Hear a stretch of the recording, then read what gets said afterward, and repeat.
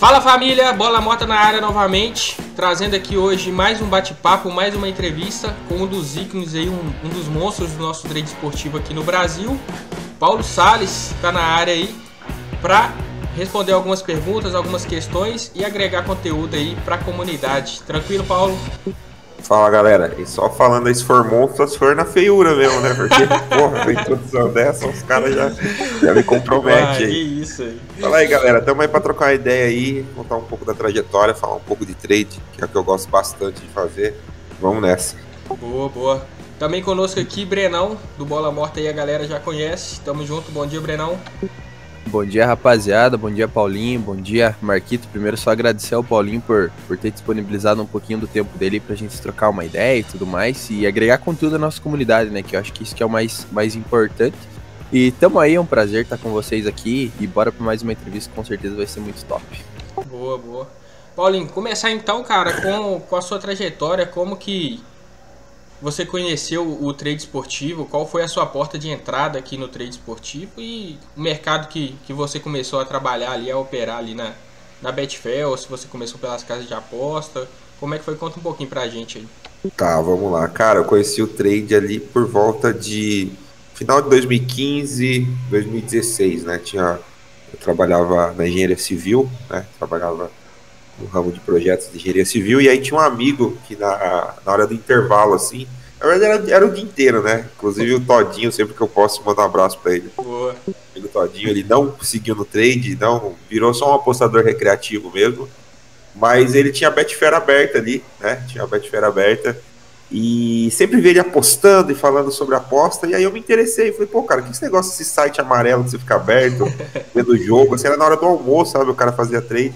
Ele explicou, não, cara, é possível você ganhar dinheiro com futebol, tá ligado? Você pode apostar se vai ter gols na partida, se não vai, se o time vai vencer, quantidade de escanteios. Falei, pô, legal, cara, beleza. Aí comecei a pesquisar, né? Aí fui pra porta de entrada das drogas, né? Que é o YouTube, né? Cheguei no YouTube, já vi, assim, bastante coisa e falei, beleza, cara, já tenho uma noção mínima, né? Vou botar dinheiro no mercado. Meu primeiro depósito foi $40, né? Gastei $40 no mercado. E falei, meu, vou ficar rico nisso daqui, tá ligado?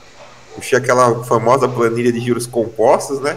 Cara, fazendo 3% ao dia em um ano, vou ter $1 milhão na conta, fácil, né? E, cara, eu já fui para os mercados de under já, né? A minha primeira aposta na Betfair foi um jogo entre Figueirense e Ponte Preta, eu nunca me esqueço. Foi no under à frente, no 1,5, foi minha primeira entrada assim no jogo. E minha primeira aposta na Betfair, inclusive até um tempo atrás eu tinha essas planilhas, acabou se perdendo assim, sabe? Mas até esses dias atrás eu tinha, e cara, eu saí assim, tipo, de 40 para 80 em 2 semanas fazendo under, né? O under à frente, nem era o limite ainda, assim, sabe? Mas as pancadas veio, natural, né? Até falo assim do pessoal, até lá dentro de alguns alunos que eu tenho e tal, tanto lá no Alpha, outros alunos que eu tenho, eu falo assim, cara, qual o primeiro trade que você fez, né? Que o melhor trade que você fez na sua vida é sempre o primeiro, né? Porque é aquele trade que você faz sem dor emocional, você não tem dor. Quando você chega que você não tem dor. Então, cara, sua primeira semana de aposta, seu primeiro dia de trabalho ele é maravilhoso, tá ligado? E aí depois que começa as pancadas, você vai aprender realmente como que é, né? E foi assim, cara, comecei ali, fiquei assim, um mês e meio, tipo, perdido, sacou? Assim, perdido não, né? Naquela ilusão, achando que era fácil e tal. Só que logo já veio as primeiras pancadas, né? Assim, não demorou muito pra ver as primeiras pancadas e eu falar, não, opa, tem uma coisa diferente aqui. E tudo que eu fiz na minha vida, eu sempre fui um cara muito curioso, né? Eu nunca gostei, assim, de fazer as coisas muito na superfície. Então, se eu pego pra aprender algo, realmente eu vou a fundo. Eu falei, cara, deve ter uma maneira diferente de fazer isso daqui. E comecei a escavucar e dei sorte, dei muita sorte. Porque eu já conheci uma galera de Portugal, né? Isso foi sorte, não foi assim, pô, o Paulinho foi foda. Não, foi sorte mesmo. Eu ouvi um maluco falando lá no YouTube, o tal de Paulo Rebelo, acho que vocês devem conhecer, sim, né? Sim, claro. Mais ou menos, um trade mais ou menos tem aí. E ele falou no tal de Academia das Apostas, né? E aí eu acessei, tinha um fórum lá, cara, e aqueles fóruns, eu nem sei se está ativo ainda, era uma mina de ouro, sabe? E o que os caras falavam ali era muito diferente do que era falado no YouTube, sabe? Eu falei, meu, isso daqui é, porra, é outra coisa, é outra vibe, os caras tá falando uma coisa totalmente diferente. E aí, em conjunto, mais ou menos naquela época também, ali por volta de 2017, 2015, 16, 15, mais ou menos, não lembro exatamente a data, tinha um grupo de Facebook que chamava Traders Online. Talvez a galera que é mais da antiga aí vai se lembrar desse grupo. Que era uma galera de Portugal. Era mais ou menos aquela comunidade que tem do Trade BR hoje lá, do De Tudo, mas era a galera de Portugal, tá ligado? Então, cara, as discussões eram muito fodas, tá ligado? E foi aquilo que deu os meus primeiros passos de falar assim, pô, tem uma forma diferente de fazer o negócio, entendeu? Não é só isso daqui que tá, não é pelo site. Então, tipo, em 2 meses de trade eu já tava trabalhando no software. Tá bom que era o Traderline, né? Abafo o caso, mas eu já tava ali encaminhado, sabe? Para fazer alguma coisa. E aí, eu sempre cito ele, que é o David Marques, que foi um cara de Portugal, que hoje eu nem sei se ele faz trade mesmo, mais, né? Mas o Rui Maria Morgado, foram alguns traders, assim, portugueses, que foram os primeiros caras que permearam o meu caminho. Tem o Fábio Carmo também, que é o Fabiola, o pessoal mais antigo vai lembrar dele. Hoje também descobri que ele não faz mais trade, agora ele é técnico de futebol. Então a galera das antigas, assim, que permeou isso daí. Aí o Dom Pedro, que recentemente apareceu para a comunidade brasileira também lá no canal do Will, mas foi um cara também que permeou bastante o caminho. Então, assim, a base mesmo foi esse pessoal, assim, foi como eu conheci, como eu entrei nas apostas, foi isso. Boa. E, tipo assim, no começo assim, lá em 2015, 2016, você acha que era mais fácil ganhar dinheiro naquele mercado do que de hoje? Cara, quando eu cheguei, já estava acabando isso, tá? Mas digamos que eu peguei um pouquinho dessa facilidade de mercado, mas eu não tinha tantos conceitos técnicos para tirar essa vantagem do mercado, tá? Mas, por exemplo, o meu primeiro mercado que eu falei foi o limite. Até esses dias no Telegram eu postei lá que eu falei que a galera fala que é modinha, né? O Under é modinha, todo mundo faz Under. E aí eu puxei uma postagem de 2016, eu nos grupos de Facebook, discutindo Under e fazendo diário de aposta. Eu falei, ó, cara, aqui, ó, tá aqui, ó. Tipo, o meu primeiro mercado da Betfair foi esse. Então, é isso, tá ligado? Então, assim, eu quando entrei no Under, existia algumas facilidades. Por exemplo, eu vou falar uma. Antigamente, a única fornecedora de stream rápida que existia era a Small Delay, inclusive. Abraço pro pessoal da Small Delay aí. Mas era o pessoal do Top Stream. Top Stream. Que antes era Low Delay, exatamente, chamava Low Delay. Eles eram os únicos fornecedores de stream, tá? Eu não conhecia, não havia. Até o pessoal de Portugal, da Europa, usava a Low Delay, né? Então, o que acontecia? As streams rápidas, elas não eram tão disseminadas como é hoje. Então, por exemplo, hoje ela é acessível, né? Ela é acessível, porque você consegue comprar pelo menos uma stream ali por 2, 3 dólares, 30 dólares, euros, enfim, é acessível. Hoje o pessoal também, vamos, né, falar a verdade, o pessoal compartilha bastante as streams nos grupos de trabalho, então acaba que é bastante acessível. Naquela época não, porque tanto por não haver tantos grupos de trabalho, não tinha se popularizado isso. Então, por exemplo, você achar um grupo de trabalho focado para trabalhar, cara, era uma, assim, porra, era coisa de outro mundo. Então não tinha esse compartilhamento de stream e era inacessível porque as pessoas não conheciam o tipo de serviço também. Então, você ia trabalhar um jogo de futebol, então essas situações aí, né, até fazendo uso do canal de bola morta, cara, era muito mais fácil pegar se você tinha uma stream de alta qualidade. Então, às vezes, por exemplo, eu não tinha uma banca suficiente ainda para bancar uma stream, mas eu tinha minhas moedas lá na Low Delay, e vira e mexe um jogo que eu sentia importância, ou Liga dos Campeões, Liga Europa, que realmente não tem stream até hoje nas casas de aposta, eu ia lá e comprava a stream, né? Então eu acabava comprando essas streams para esses jogos tipo de Champions, né? Tipo Liga Europa, etc e tal. E então esses jogos, assim, você conseguia ver se você tinha uma stream à frente do mercado. Tiro de meta, você entrava em todos. Você via o lance, tá ligado? Acabava o lance. Obviamente que você não entrava em todos. Tô exagerando, você entrava em todos. Você não entrava em todos. Mas esses tiques hoje, que você entra, você força no mercado. Você fala, não, o topo é 1,40, vamos supor, a odd tá 1,45. Tem o tiro de meta, o fundo da odd ali é 1,40, não vai passar dali. Você força 1,41, 1,42, né? E aí acontece, os caras querem fechar a posição, a odd volta um pouquinho para 1,41, 1,42, e às vezes você tem que esperar a transição para que a sua posição seja fechada, né? Então ali naquela situação você ganhou 1 ou 2 ticks no máximo, né? Antigamente, quando eu entrei no mercado, eu lembro muito bem de algumas situações de você conseguir pegar esses 5 ticks, entendeu? Você via o lance, você forçava 1 em 45 e você fechava em 40. Era um trade muito fácil de ser feito, sabe? Então, assim, eu aproveitei pouco essa situação, porque eu demorei um pouco, assim, para ter, digamos, controle emocional, essas bases técnicas mesmo, que às vezes faltam no começo, né? Então eu poderia ter tirado muito mais proveito. Tirei proveito. Depois a gente vai falar um pouquinho disso, talvez, né? Logo no meu primeiro ano, assim, de trade, eu já passei por uma situação que eu tive que realmente viver do trade já, sabe? Nos primeiros anos. Então foi bastante pressão. Então, assim, eu sabia o que estava fazendo e não sabia ao mesmo tempo, né?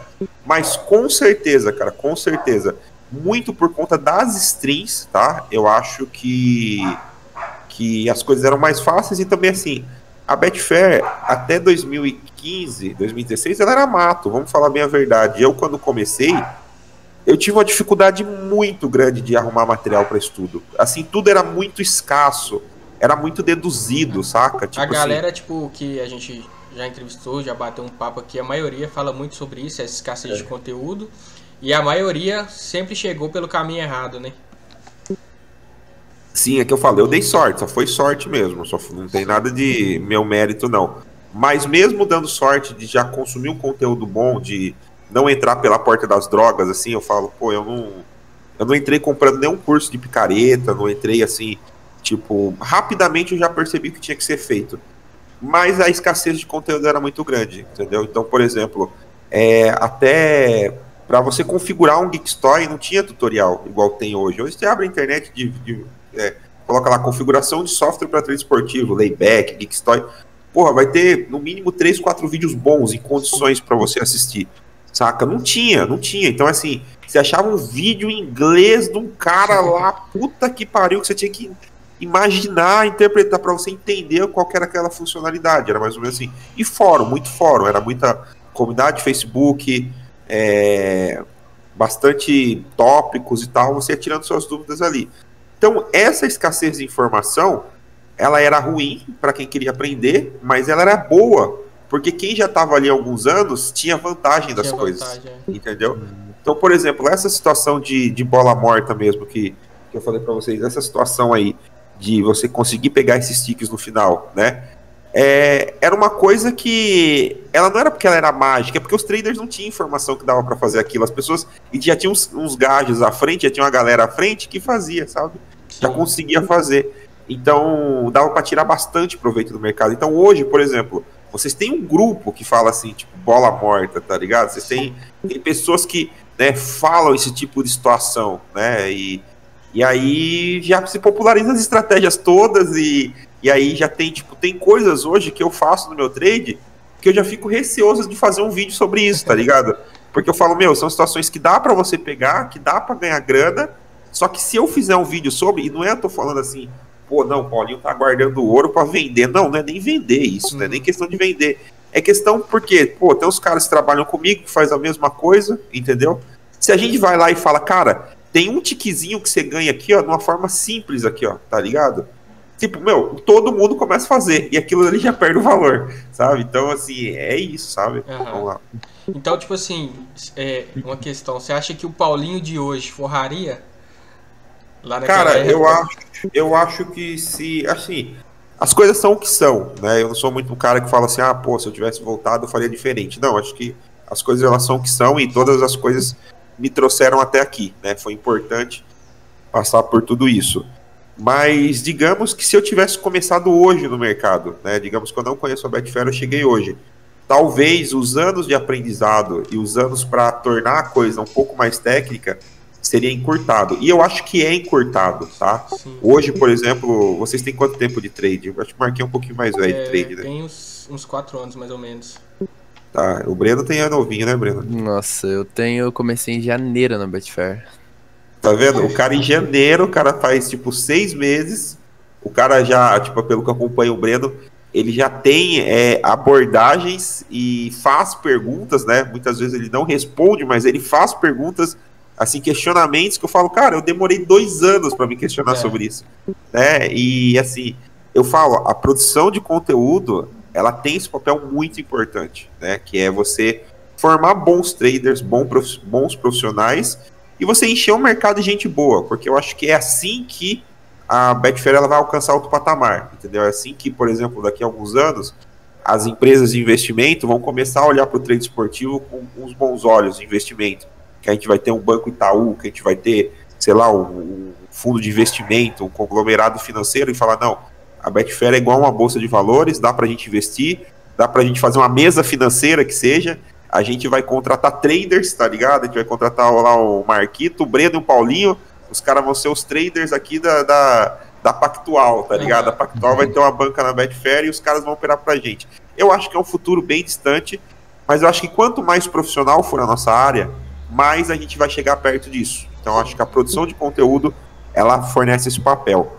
Mas, cara, hoje é muito mais fácil você começar, não tenha dúvida. Então, assim, respondendo a sua pergunta, se eu tivesse começado hoje, com certeza, coisas que eu demorei 1 ano, 2 anos, 3 anos para aprender, para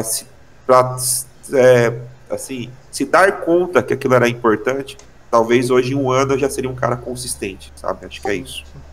E tem um outro lado também, né, que, tipo, é muito mais fácil também ir pro lado dos picaretas também, né? Porque eles sempre estão ali no topo ali das pesquisas e tal. Cara, assim, eu sou um cara que eu não tenho intenção nenhuma, assim, de limpar o mercado, tá ligado? De falar, porra, não, a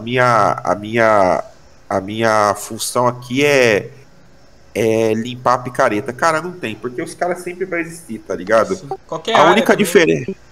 Qualquer área. A única diferença que eu falo é que, assim, antigamente era 10 picareta para uma pessoa boa, entendeu?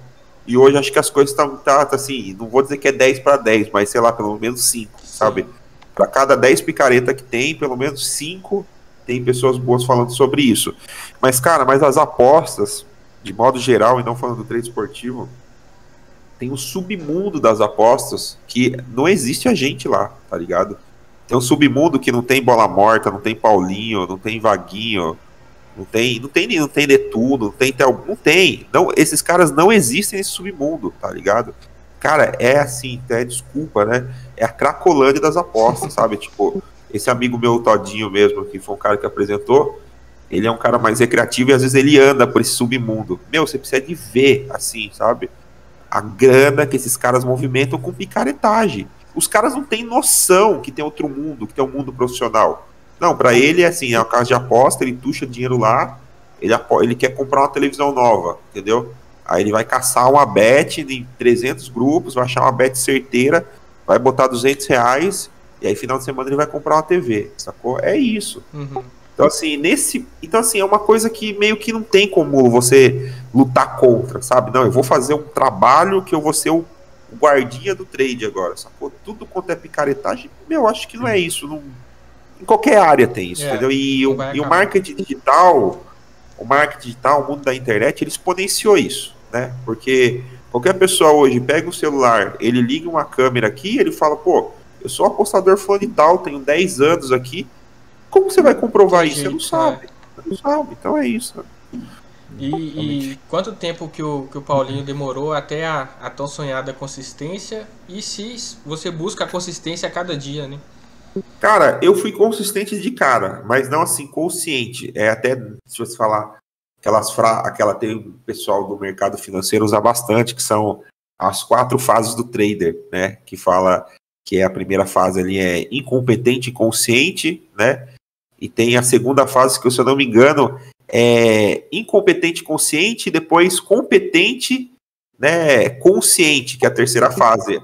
Então, assim, eu acho que da primeira para a segunda teve um salto muito rápido, porque até retornando a minha história pessoal, né, eu conheci o trade e tal, 1 mês e meio depois eu fiquei desempregado, né, era ali por volta de 2016 e tal, veio uma das primeiras crises políticas que veio no país, né, se abateu no país, e o setor que eu trabalhava, que era o setor da engenharia civil, da construção civil, eu trabalhava com pré-moldado, né, projetista de pré-moldado, então até se tiver alguém me assistindo aí, abraço, já fui aí da gangue dos pré-moldados, e era um tipo de projeto bem específico, que a gente trabalhava com obras de infraestrutura, então era muita ponte, shopping center, são grandes obras, né, estacionamentos. Então, é o primeiro tipo de obra que é impactado, né? Esse tipo de obra mais residencial, ainda quando vem as crises, elas demoram um pouquinho, né, para isso chegar no mercado, mas essas grandes obras, primeiro que é impactado porque é muito investidor estrangeiro, né, que bota dinheiro nesse tipo de construção, shopping, e aí o pessoal vai se lembrar que ali por volta de 2015, 2016, a gente vivia um boom, né, do shopping centers no Brasil, né, cada cidadezinha aí aqui em Sorocaba mesmo ficou 20 anos com um shopping, tipo, em 2 anos a gente tinha 5 shoppings aqui na cidade, né. Então, assim, eu trabalhava nessa área de shopping center. E aí, acabou. Do dia para a noite, crise, impeachment, tal, acabou. Construção civil acabou. E aí, um mês e meio depois, assim, de eu ter conhecido a Betfair, já fui mandado embora. Beleza. E eu, menino novo, né, ganhei bastante grana, assim, na área da engenharia, mas, basicamente, não tinha guardado nada, assim, sabe? Era um cara que vivia a vida meio inconsequente, novo, né, e tal. Acho que é a história de muitas pessoas, né, assim, também, que já passaram por isso, né, achava que a renda fixa ali é uma coisa eterna, você tem essa ilusão, né, que a renda fixa é uma coisa eterna, né, e, tinha grana, assim, para me sustentar por 6 meses, 1 ano, né, tinha aquela grana, e eu falei, cara, é o seguinte, eu tenho essa grana que dá para me viver, já tinha uma perspectiva que não ia conseguir arrumar trabalho, né. Eu falei, cara, eu tenho a perspectiva de 6 meses, 1 ano, conseguir me sustentar. E nesses 6 meses aqui, mais ou menos, eu vou aprender o trade, eu vou buscar informação. E depois de 6 meses, tipo, acabou minha grana e a grana vai ter que vir aqui no trade, tá? Sacou? Olha a pressão, sacou? E foi isso que eu fiz, foi basicamente isso que eu fiz. Fiquei ali 6 meses com a banca pequena, né? Bem pequena mesmo, assim, trabalhando, estudando, tal, tirar uns trocados daquilo. Depois de 6, 7 meses, a grana acabou, aquela grana que eu tinha para viver acabou, e eu precisava tirar dinheiro do trade. Então foi basicamente isso. Depois tem uma grana e comecei a trabalhar. Então, assim, eu não vou dizer que eu era consistente, eu era mais medroso do que consistente, sacou? Eu era o cara medroso, e como o mercado ainda tinha essas facilidades que eu falei para vocês, era mais fácil do que hoje até, você ganhar ali uns trocados. Então, cara, o dólar na época era R$3, alguma coisa, então, pô, você sempre trabalha em dólar, você sempre vai ter um peso maior, né? Então, assim, toda semana ali tirava $100, $200, $100, $200, dava para viver, dava para fazer outras coisas, eu também já comecei a alinhar outras coisas na minha vida, e vivi assim, cara, durante até por volta de 2018, né? E também nesse processo eu comecei a trabalhar no mercado das match odds também, né? Eu tinha vontade, foi uma realização pessoal minha, né? Eu trabalhava os unders e falei, cara, eu preciso ser um trader completo, preciso aprender sobre match odds, né? E nessa época também comecei a trabalhar as match odds, então até por volta de 2018 eu trabalhei assim, era consistente, mas mais na base do medo do que na base da técnica. Precisava. Cara, tem estratégias aqui na Betfair, eu falo, isso daqui é um mar infinito de você ganhar dinheiro, saca? Tem estratégias que realmente são muito fáceis de ser aplicadas, se você tiver um pouquinho de estudo, né? A questão das bolas mortas mesmo. Eu vou falar, não é uma coisa que eu acho que vai te deixar rico, não é uma coisa... Você vai precisar ter outras abordagens no mercado se você realmente quiser exponenciar. Mas é uma forma de trabalho conservadora que no curtíssimo prazo, no curto prazo, vai te dar um retorno financeiro, sacou? Obviamente que se você quiser mudar de patamar, você vai precisar acoplar outras estratégias na sua vida aí, na sua vida de trader. Então eu vivi assim até 2018 e a pressão era muito grande, né? A pressão era muito grande. Eu falei, cara, eu preciso voltar para o mercado de trabalho. Porque chegou uma hora que já estava afetando o meu trade. Já estava afetando, sabe? Você já não consegue fechar uma semana em red, saca? Você já fica com medo, você perde situações de valor por causa do medo. E o medo, ele é um limitante também, né? Em algum momento o medo é bom. O trader sem medo também, ele vai fazer muita merda. Mas o cara que tem medo demais também, ele também vai deixar de ganhar. Quando ele deixa de ganhar, quando vem a sequência ruim, aquilo que ele deixou de ganhar não paga a sequência ruim. Porque independente de você ser medroso ou não, a variância está aí. Entendeu? A variância está aí. E aí quando foi em 2018, assim, eu não lembro exatamente a data, acho que foi final de 2017, eu falei, cara, eu preciso voltar para o mercado de trabalho. E aí foi um passo atrás que eu dei, né? Eu dei um passo atrás.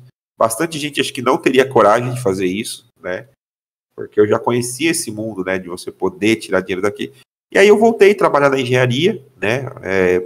Longe de ser aquele patamar financeiro que eu tinha lá nos anos dourados da engenharia civil no Brasil, mas me sustentava, né? E isso me permitiu, digamos assim, ter mais tranquilidade para aprender, né? O foco deixou de ser financeiro para voltar a ser o aprendizado, porque de fato naquele momento o trade já não era mais minha renda principal, e foi bom porque eu consegui fazer isso de forma tranquila, né?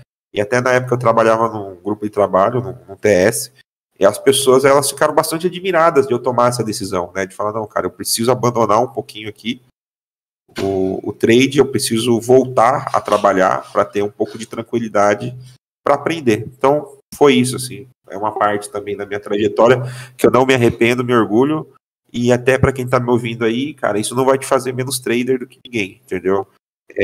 Não há um tempo, não coloca na cabeça de vocês que há um tempo específico de formação. Não, em um ano uma pressão que eu me colocava, sabe? Tipo, em um ano eu tenho que estar ganhando tanto, em 2 anos tem que ganhar, em 5 anos, cara, não é assim. A vida não é assim. A nossa vida já não é assim, a gente já planeja uma coisa e daqui 6 meses as coisas mudam totalmente. Imagina, né, no trade, que é uma coisa totalmente variável. Então eu falo, cara, se você tiver que dar um passo atrás, dê um passo atrás, não fique com vergonha de fazer isso, não. Né? Eu sempre falo, o dono do seu trade é você que sabe das coisas. Então, cara, não fica. Se você acha que é melhor para você dar um passo atrás, voltar a trabalhar, voltar ao mercado de trabalho, enquanto você cresce sua banca, enquanto você ganha consistência, enquanto você aprende, faça isso, entendeu? Foi o que eu fiz e não me arrependo de nada disso, não. E, Paulinho, né, nessa época aí que você estava começando, você mais pegava essas abordagens que você falou, mais fáceis, né? Mais simples ali do mercado? Ou você era um pouco ainda mais agressivo e agora que mudou alguma coisa, muita coisa na abordagem? Como que era? Cara, eu já fiz de tudo, assim, no Under, assim, né? Fala mais no mercado Under, que acho que o pessoal tem mais interesse. Eu já fiz de tudo, né? Eu comecei dessa forma mais conservadora, assim. Como eu falei, eu peguei o finalzinho disso, tá? Ali por volta já... Em 2017 já não funcionava mais, tá? Em 2017 já o mercado, ele já é bem parecido com o que é hoje. Porque já começou a se popularizar as strings rápidas, né? E também porque os traders, eles começaram a comprar o risco mais cedo, tá? Então a Betfair, até mesmo em algumas situações... Cara, antes, o pessoal daqui mais das antigas vai se identificar, as match odds, o Rui Maria Morgado, né, que era um trader de match odds, para mim foi um dos mais geniais que eu já vi trabalhar na Betfair. Hoje em dia nem sei se ele faz mais trade também, sumiu, enfim, a galera de Portugal sumiu bastante por conta da restrição que eles tiveram com a Betfair, né. Mas, enfim, foi um dos caras mais geniais que eu vi trabalhar nesse negócio aqui. E ele trabalhava de uma forma que hoje é inimaginável, veja bem.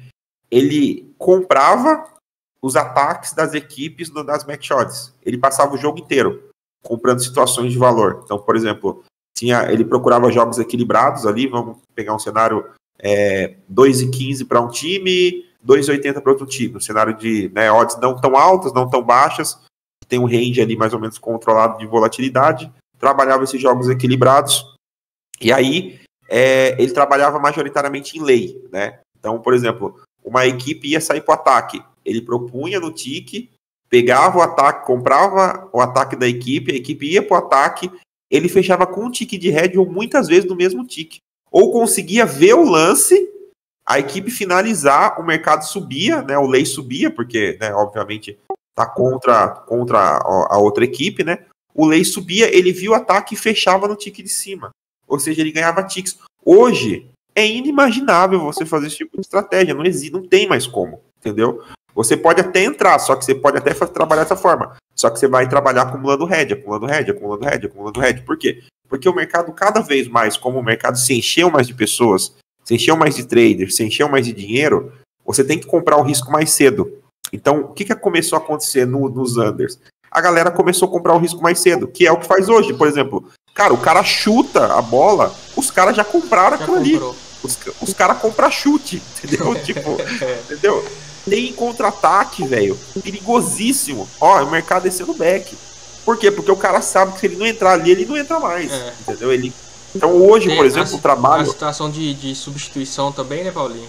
A hora que o cara vê lá a substituição, já começa a despencar antes de... Cara, tem situações, por exemplo, que o jogo tá rolando, Aí aparece que vai ter substituição na câmera, ó, a cabecinha do cara ali, e vem um ataque perigosíssimo, e o mercado tem que quebrar, vamos supor, nas grandes quebras, né, o mercado tem que fazer aquele puta ajuste. Cara, às vezes o ajuste acontece no jogo rolando já. Quando acontece a substituição, a odd já tá no fundo, não tem valor você trabalhar a descida, tem valor de trabalhar outro tipo de situação ali, mas a descida, o swing já foi feito. Então, assim, cada vez mais os traders, eles começaram a ficar mais agressivos no mercado. E eu peguei essa transição. Então, assim, foi isso. Então, eu tive que me adaptar. Então, eu tive que criar uma adaptabilidade. Então, eu fiz esse trade mais fácil, né, no começo, mas durou pouco tempo, porque eu já peguei essa transição, entendeu? Então, porra, eu já tive que me adaptar a trabalhar com bola rolando, já tive que me adaptar. Então, assim, eu comecei de uma forma bem tranquila mesmo, né, que era o cara que pagava só substituição, só bolas fora de jogo, né? Na verdade, se chamava bola parada, trabalhar bola parada. Esse negócio de bola morta aí veio com vocês aí, ó. Falava trabalhar bola parada, que era isso, trabalhar substituição, lesão, falta, né? Ali, enquanto o cara vai bater a falta, você pegar aqueles tiques ali na movimentação. Era isso. Então eu fui me adaptando, e eu fiz bastante trade no under sem saber o que estava fazendo também, sabe? Andei bastante tempo ganhando dinheiro, mas sem, assim, fazendo coisas que eu vejo hoje, não, estava certo, mas eu não sabia o porquê estava fazendo também. Acho que hoje eu sou muito mais consciente daquilo que eu faço, sabe? Tipo, por exemplo, por que tem valor você comprar um canto com a bola no ar? Eu não sabia por que eu fazia isso, hoje eu sei, né? Hoje eu sei o porquê que eu faço aquilo, quais condições eu posso fazer aquilo, quando que eu posso fazer, o que vai acontecer, né? Então eu já consigo mapear melhor essas situações. Mas foi isso, Brenão, assim, eu acho que eu faço a mesma coisa há muito tempo. Então, assim, para quem acompanha o meu trabalho lá no Telegram, quem me segue aí, cara, até falei esses dias, eu falei, às vezes é até chato, porque é repetitivo, e é repetitivo mesmo, é uma forma de trabalho que eu tenho que ela só vai sendo aprimorada, né? Ela só vai sendo aprimorada então, assim, eu não tive grandes alterações na minha forma de trabalho. Por exemplo, eu nunca fui um trader de grande exposição, né? Eu nunca deixei abrir uma posição lá, depois de tomar uma consciência sobre o que era trade, já abrir uma posição e ficar 5 minutos no mercado. Nunca foi esse cara. É muito raro, sei lá, em um mês de trabalho eu faço isso uma vez, um jogo. Alguma coisa muito errada que eu vejo no mercado, falo, não, cara, vai entrar essa stake aí, eu vou ficar 5 minutos, porque tem que corrigir pronto, sabe? É muito pouco. Sempre fui um trader de olha mercado, olha jogo, olha mercado, olha jogo. Para mim, o mercado não existe sem o jogo e o jogo não existe sem o mercado, sabe? É até difícil criar assim um parâmetro do que eu olho, mas as duas coisas para mim sempre andam em conjuntos. Sim, sim. E eu acho que dependendo do jogo, às vezes, a gente fica mais olhando pro mercado do que pro jogo. E tem jogo que às vezes o mercado fica mais estabilizado ali, você não encontra tanta oportunidade, você fica olhando mais pro jogo. E tem jogo que é os dois. Olha mercado, olha jogo e eu acho que é basicamente isso, né? Um é aliado ao outro, porque igual a gente sempre conversa, o que acontece no jogo é reflexo no mercado. Então, é basicamente isso, né? Exatamente, não estou dizendo assim que a minha forma é superior e o cara que só trabalha mercado, ele tá errado, ou o cara que só trabalha jogo tá errado. Não, como eu falei, acho que a Betfair tem várias formas de trabalhar, né? Obviamente que, por exemplo, até teve uma discussão esses dias lá com o pessoal que a gente trabalha sobre isso, né? Sobre a diferença do cara que trabalha ali no mercado, né? A curta exposição e o cara que trabalha a longa exposição, né? Qual que é a diferença? E a diferença é que eu acho que o cara que trabalha a curta exposição, na maioria das vezes, ele vai estar muito mais a favor do EV+, entendeu? Ele vai estar muito... Porque se você for um trader refinado, um cara, digamos, disciplinado, você só vai estar dentro do mercado realmente quando tem muito valor, né? Quando tem muito valor. Então, por exemplo, eu mesmo que trabalho um pouquinho... Trabalho pegar gols no mercado. Eu falo, cara, eu só vou estar dentro do mercado quando tiver muito valor, tá ligado? Então, assim, o cara do over não, ele vai abrir uma exposição, né? E não tô falando que o cara tá errado, pelo amor de Deus, não é isso. São métodos de trabalho, formas de trabalho, perfis diferentes. O cara, ele vai falar assim, pô, aos 80 minutos eu vou entrar no over limit. Ele vai deixar uma moeda no over limit correr. Vai correr lá, tal, beleza. Entendeu? Nesses 10 minutos, vai ter vários minutos que o mercado não vai ter valor, tanto pela odd, porque a odd está subindo demais contra a posição dele, ou porque o jogo está parado, entendeu? E, por exemplo, eu, que sou um cara que vou buscar o gol mais no lance a lance, ou pelo mercado, falar, não, essa odd está muito baixa, essa precificação está errada pelo tanto tempo que falta ser jogado, e vou fazer uma curta exposição de 1 ou 2 minutos em busca do gol, certo? Eu vou estar andando com muito mais valor no mercado do que esse cara, né? Só que esse cara vai ter uma vantagem sobre mim. O que é? Ele vai poder andar com stakes muito maiores no mercado no longo prazo. Por quê? Porque ele não vai precisar entrar e sair do mercado rapidamente. E eu não, né? Eu vou ser um cara que sempre vou ter essa limitação de entradas e saídas rápidas. Tem um teto ali para você trabalhar. Dependendo do jogo, cara, esse teto é bem baixo. Dependendo do jogo que você esteja fazendo. Então, veja, as duas formas de trabalho, ela sempre vai ter ônus e vai ter bônus. Sempre vai ter, né? Então, é assim, a adaptação do perfil. Então, o meu perfil, ele sempre funcionou melhor nisso. Curta exposição, né? Exposição não tão longas, mesmo nas match odds, quando eu trabalhava nas match odds, eu nunca trabalhei com stake maior que 300, nunca senti necessidade, nunca vi sentido nisso e nunca consegui também, para falar bem a verdade.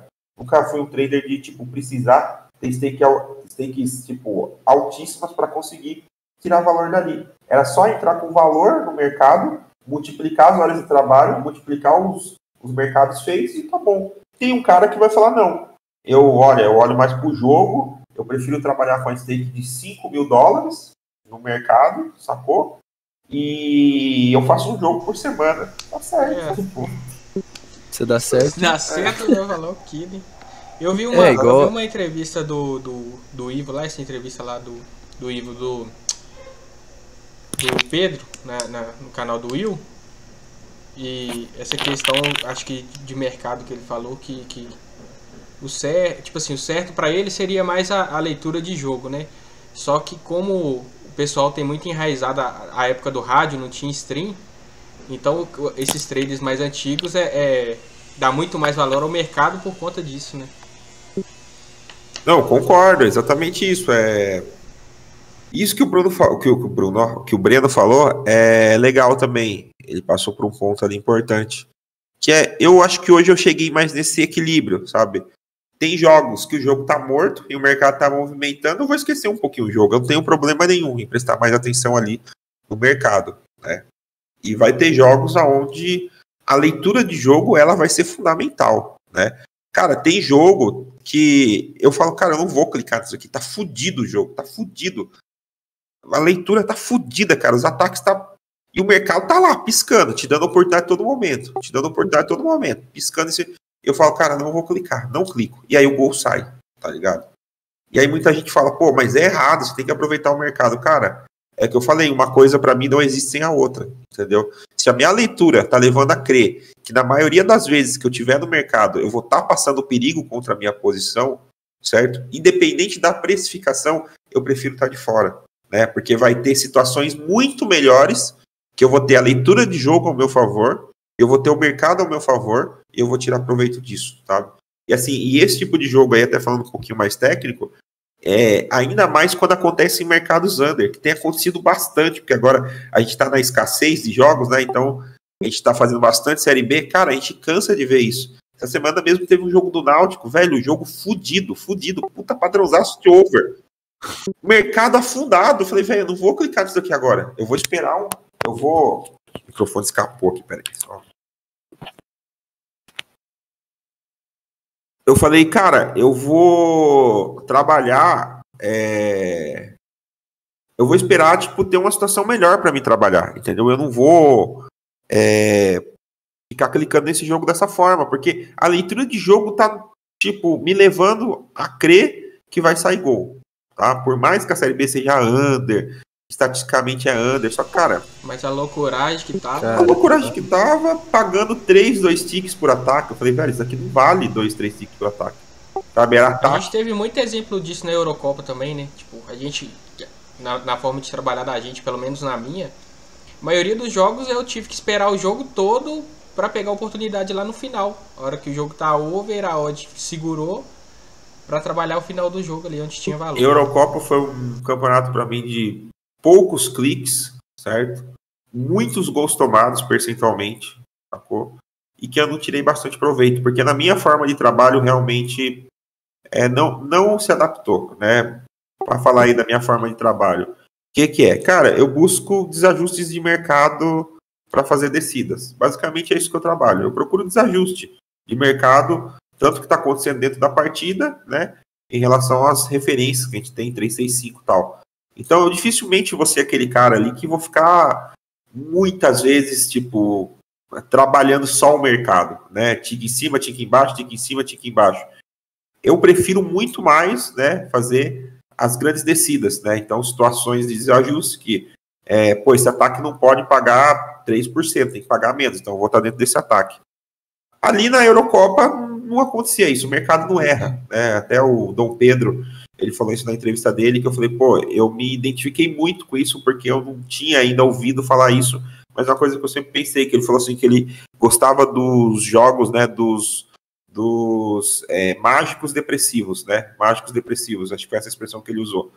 Que é aquele time de meio de tabela, que o jogo, ele fica mágico. Você fala, é Barcelona e Real Madrid jogando, tá ligado? Daqui 10 minutos, morreu o jogo. Então esse tipo de jogo vai te dar muito mais oportunidade. Por quê? Porque os times começam bem. Então, o mercado tá lá em cima. O jogo morre.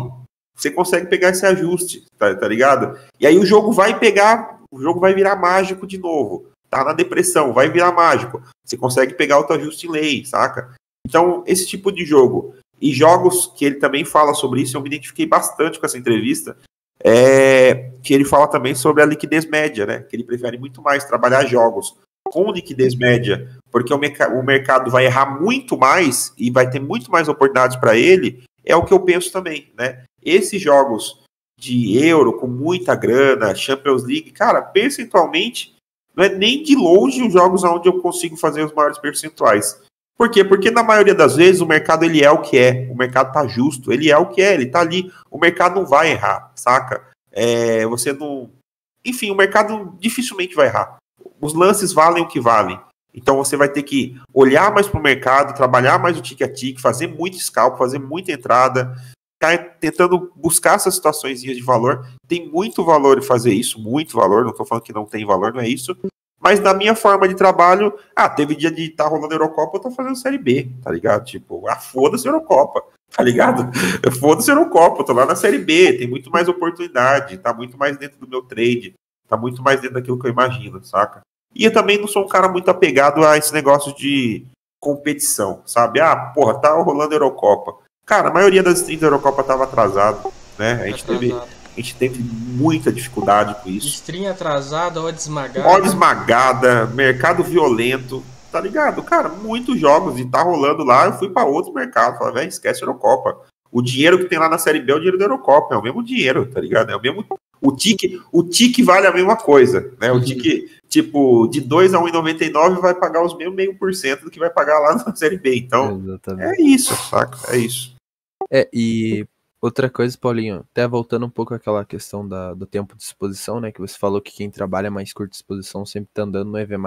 A gente, provavelmente você também, né, sempre recebe perguntas do tipo, quanto tempo eu vou ficar exposto no mercado?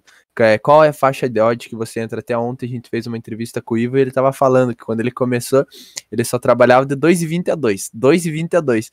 E aí chegou o momento que ele pegava 2,20, fechava 2 e acabou.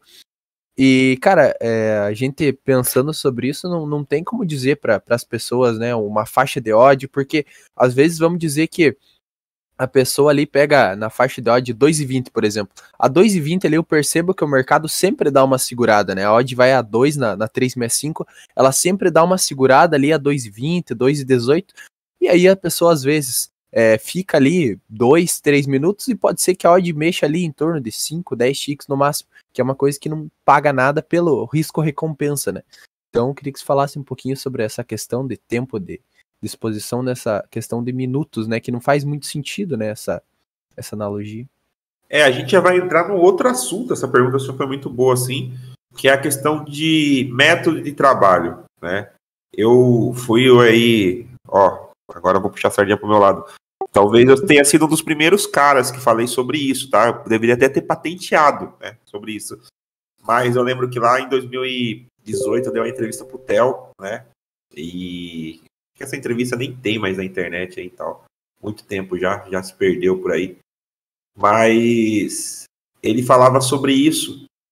E eu falei sobre método de trabalho, né? Sobre ter um método de trabalho.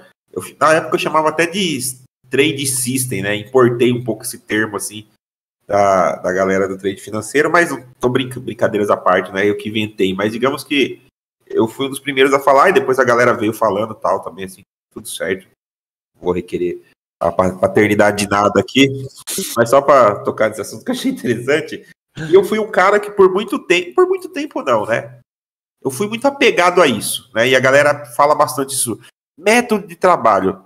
E aí o cara, ele cria algumas regras fixas na cabeça dele que ele esquece o fundamental do trade, né?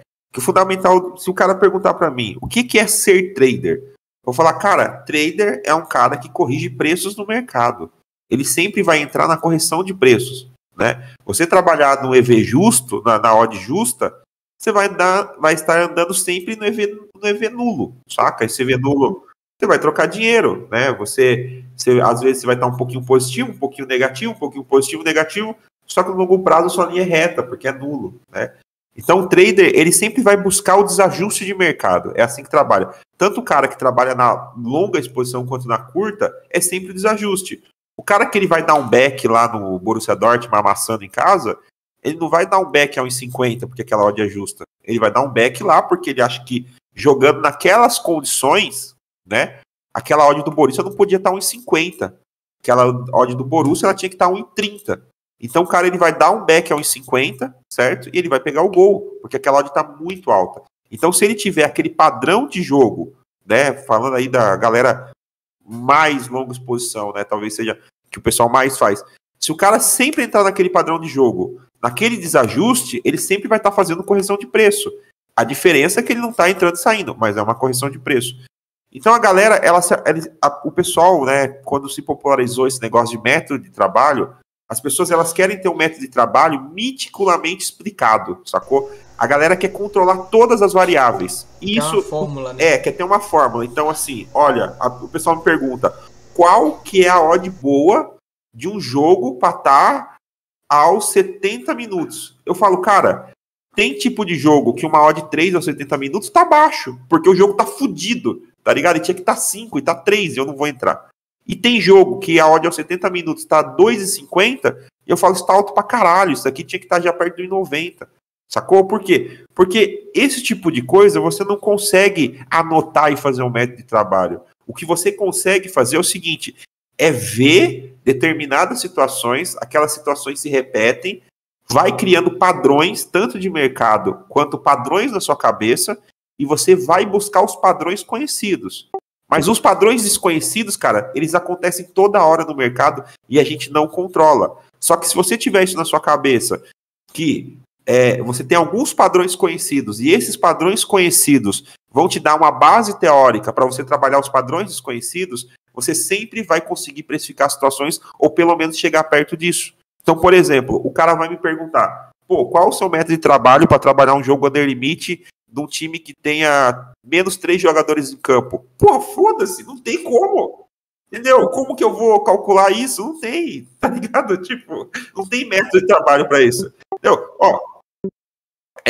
River Plate jogando sem goleiro. Qual o seu método de trabalho para um time sem goleiro? Foda-se, não tem, tá ligado? Tipo, saca? É assim, então, você tem que... Eu acho que hoje em dia eu sou meio contra, saca? Essa palavra método de trabalho, não pelo que o que é um método de trabalho, mas pelo que ela se tornou, sacou? Eu acho que essa palavra foi inserida no nosso meio, método de trabalho, só que a corda foi esticada demais. E o método de trabalho, ele tá virando pra galera um limitador de ganhos exponenciais, entendeu? Porque a galera, aí, voltando pra pergunta do Breno, a galera não tá conseguindo entender o que é precificar mercado, o que é precificar jogo. Aí o cara fala, o que você faz no intervalo de 2,20 a 2? Não sei o que eu faço. Eu faço, entendeu? Vai ter jogo que do 2,20 a 2, pra mim, não vai compensar entrar. Porque realmente vai ter uma resistência.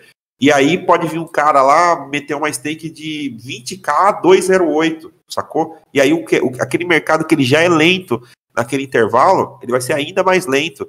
E aí, se o jogo me der condições, eu posso trabalhar em busca do gol nesse intervalo, saca? Tem jogos que eu vou poder entrar back, porque eu vejo que o mercado tá errado. Então, não tem, assim, então pra galera, até pra responder sua pergunta, cara, não tem como explicar esse tipo de coisa, sabe? Quanto tempo você fica exposto? Qual a odd que você mais gosta de trabalhar? Cara, é difícil, porque o método de trabalho, ele é muito mais, acredito eu hoje, né, como a galera deve encarar, como pequenos indicadores que você precisa ter para fazer o seu trade, certo? Mas dentro desse método de trabalho, você precisa ter uma certa agressividade e uma certa, digamos, maleabilidade, sabe? Você precisa ter ali um percentual dentro do seu método que você é adaptável, que você pode adaptar, tá ligado? Então, por exemplo, o que eu costumo fazer? Cara, eu prefiro sempre os jogos de 5 segundos, né? Eu tenho uma limitação de delay que eu trabalho jogos, então, tipo, uma stream para mim, mais de 2 segundos de delay, 3 segundos já fica inviável. Então, o meu método de trabalho, ele passa muito mais por esses indicadores, sabe? Tipo, se eu tiver que escolher entre 2 partidas, eu sempre vou escolher a com odd mais alta, sabe? Se eu tiver que escolher entre odd e stream, eu vou sempre preferir a stream, entendeu? Então, assim, alguns intervalos de odd eu já começo a não trabalhar. Por exemplo, ultimamente, eu tenho eliminado um pouquinho do meu trade aquele intervalo de 2 a 1,90, sabe? Eu tenho eliminado. Por quê? Porque são ticks que não pagam muito, não vale tanto risco, saca? E geralmente esses ticks eles acabam caindo numa zona de jogo, ali, pelo menos no segundo tempo, que já tá dentro de uma zona mais perigosa do jogo, sabe? Onde as equipes estão indo para definição. Então, assim, mas não é que eu não trabalho esse range de odds, mas, tipo, hoje em dia eu já tô selecionando melhor as entradas abaixo de 2, até ali 1,90. Primeiro, porque tem a questão também do crossmatch, né? Que ali a 1,93 tem uma resistência, porque da galera que tá entrando lá a 2,08 do lado do over, né? Já trava aquela odd ali, sacou? Então tem várias variáveis que eu tenho percebido, inclusive tenho conversado isso bastante com o Vaguinho também. E então, assim, mas isso não é um método, assim, fixo para mim, porque vai ter um jogo, por exemplo, que de 2 a 1,90 vai ter uma lesão, tá ligado? E eu vou estar dentro, você tá entendendo? Eu vou estar dentro. A odd da 365, por exemplo, tá ali 1,66 e a odd tá 2 ali.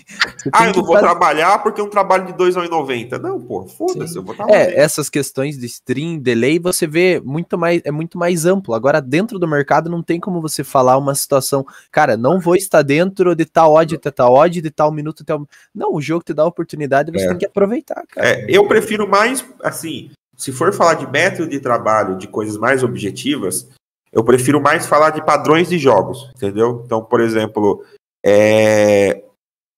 esse padrão de jogo versus mercado, né? Se eu tenho uma odd muito amassada em um jogo onde a minha leitura, que leitura também é um tanto bem subjetivo, né? Porque cada um vai ter uma leitura, mas se na minha leitura aquele jogo tá mais over do que as odds oferecem, né? Provavelmente é um mercado que eu vou estar fora a maioria do tempo, saca? Então isso é um método de trabalho, é um padrão conhecido, né? Eu sei o quê?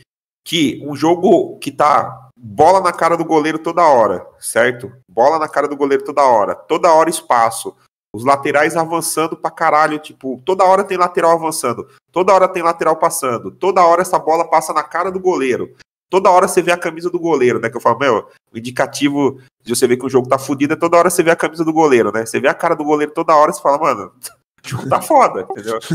Toda hora que você tá vendo o goleiro na tela, você fala, cara, o jogo tá fudido. Então esse jogo, a probabilidade de sair um gol, ela é maior. As odds estão me oferecendo isso em relação ao padrão. Qual que é o padrão que eu conheço aí? É a relação odd-tempo, né? Então eu vou conhecer a relação odd-tempo. Então, por exemplo, o jogo tá fudido. Aos 80 minutos, eu tenho uma odd de 1,60, cara, tá meio que errado.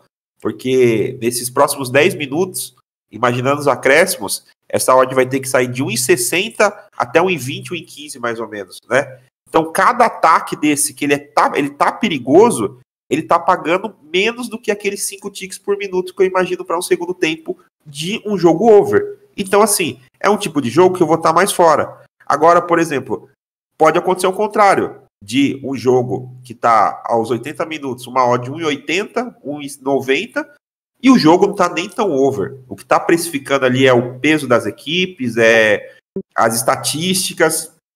E aí isso acontece bastante, por exemplo, na Bundesliga, por exemplo.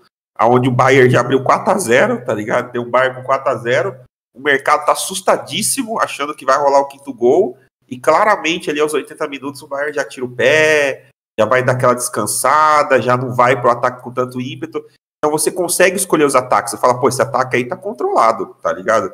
Tem 5 contra 5. Às vezes você toma os golzinhos, né? Porque os gols saem, acontece. Mas eu consigo. Mas é o quê? São padrões conhecidos, veja bem. Eu conheço aquele padrão, eu sei como aquele mercado vai se comportar naquela situação. Então hoje eu sou muito mais um trader de trabalhar padrões conhecidos e sempre buscar esses padrões conhecidos, né? Evitar ficar fora desses padrões desconhecidos. E é isso, cara. Então, assim, método de trabalho é até difícil falar hoje. Qual que é o seu método de trabalho? Não tem. Método de trabalho é sempre andar com o valor no mercado, cara. Até hoje, pelo conhecimento que eu tenho das match odds, cara, às vezes eu dou uns cliques lá, entendeu? Vira e mexe, match odds está sempre aberto. Eu vejo situações que falo, pô, não, essa odd não pode estar aqui, tem que corrigir, né? Tipo, esses dias mesmo na Série B teve um jogo que deram uma odd 1,40 para a equipe. Falei, gente, isso aqui é Série B, não é o Dortmund jogando, não é o Bayern de Munique. Um time de Série B não pode ter uma odd 40, entendeu? Não pode, assim, é contrassenso, ainda mais pelo que eu tava vendo dentro de campo. Então, cara, eu dei um lay ali e corrigi a odd até 1,60, 1,70, o mercado começou a perceber, né?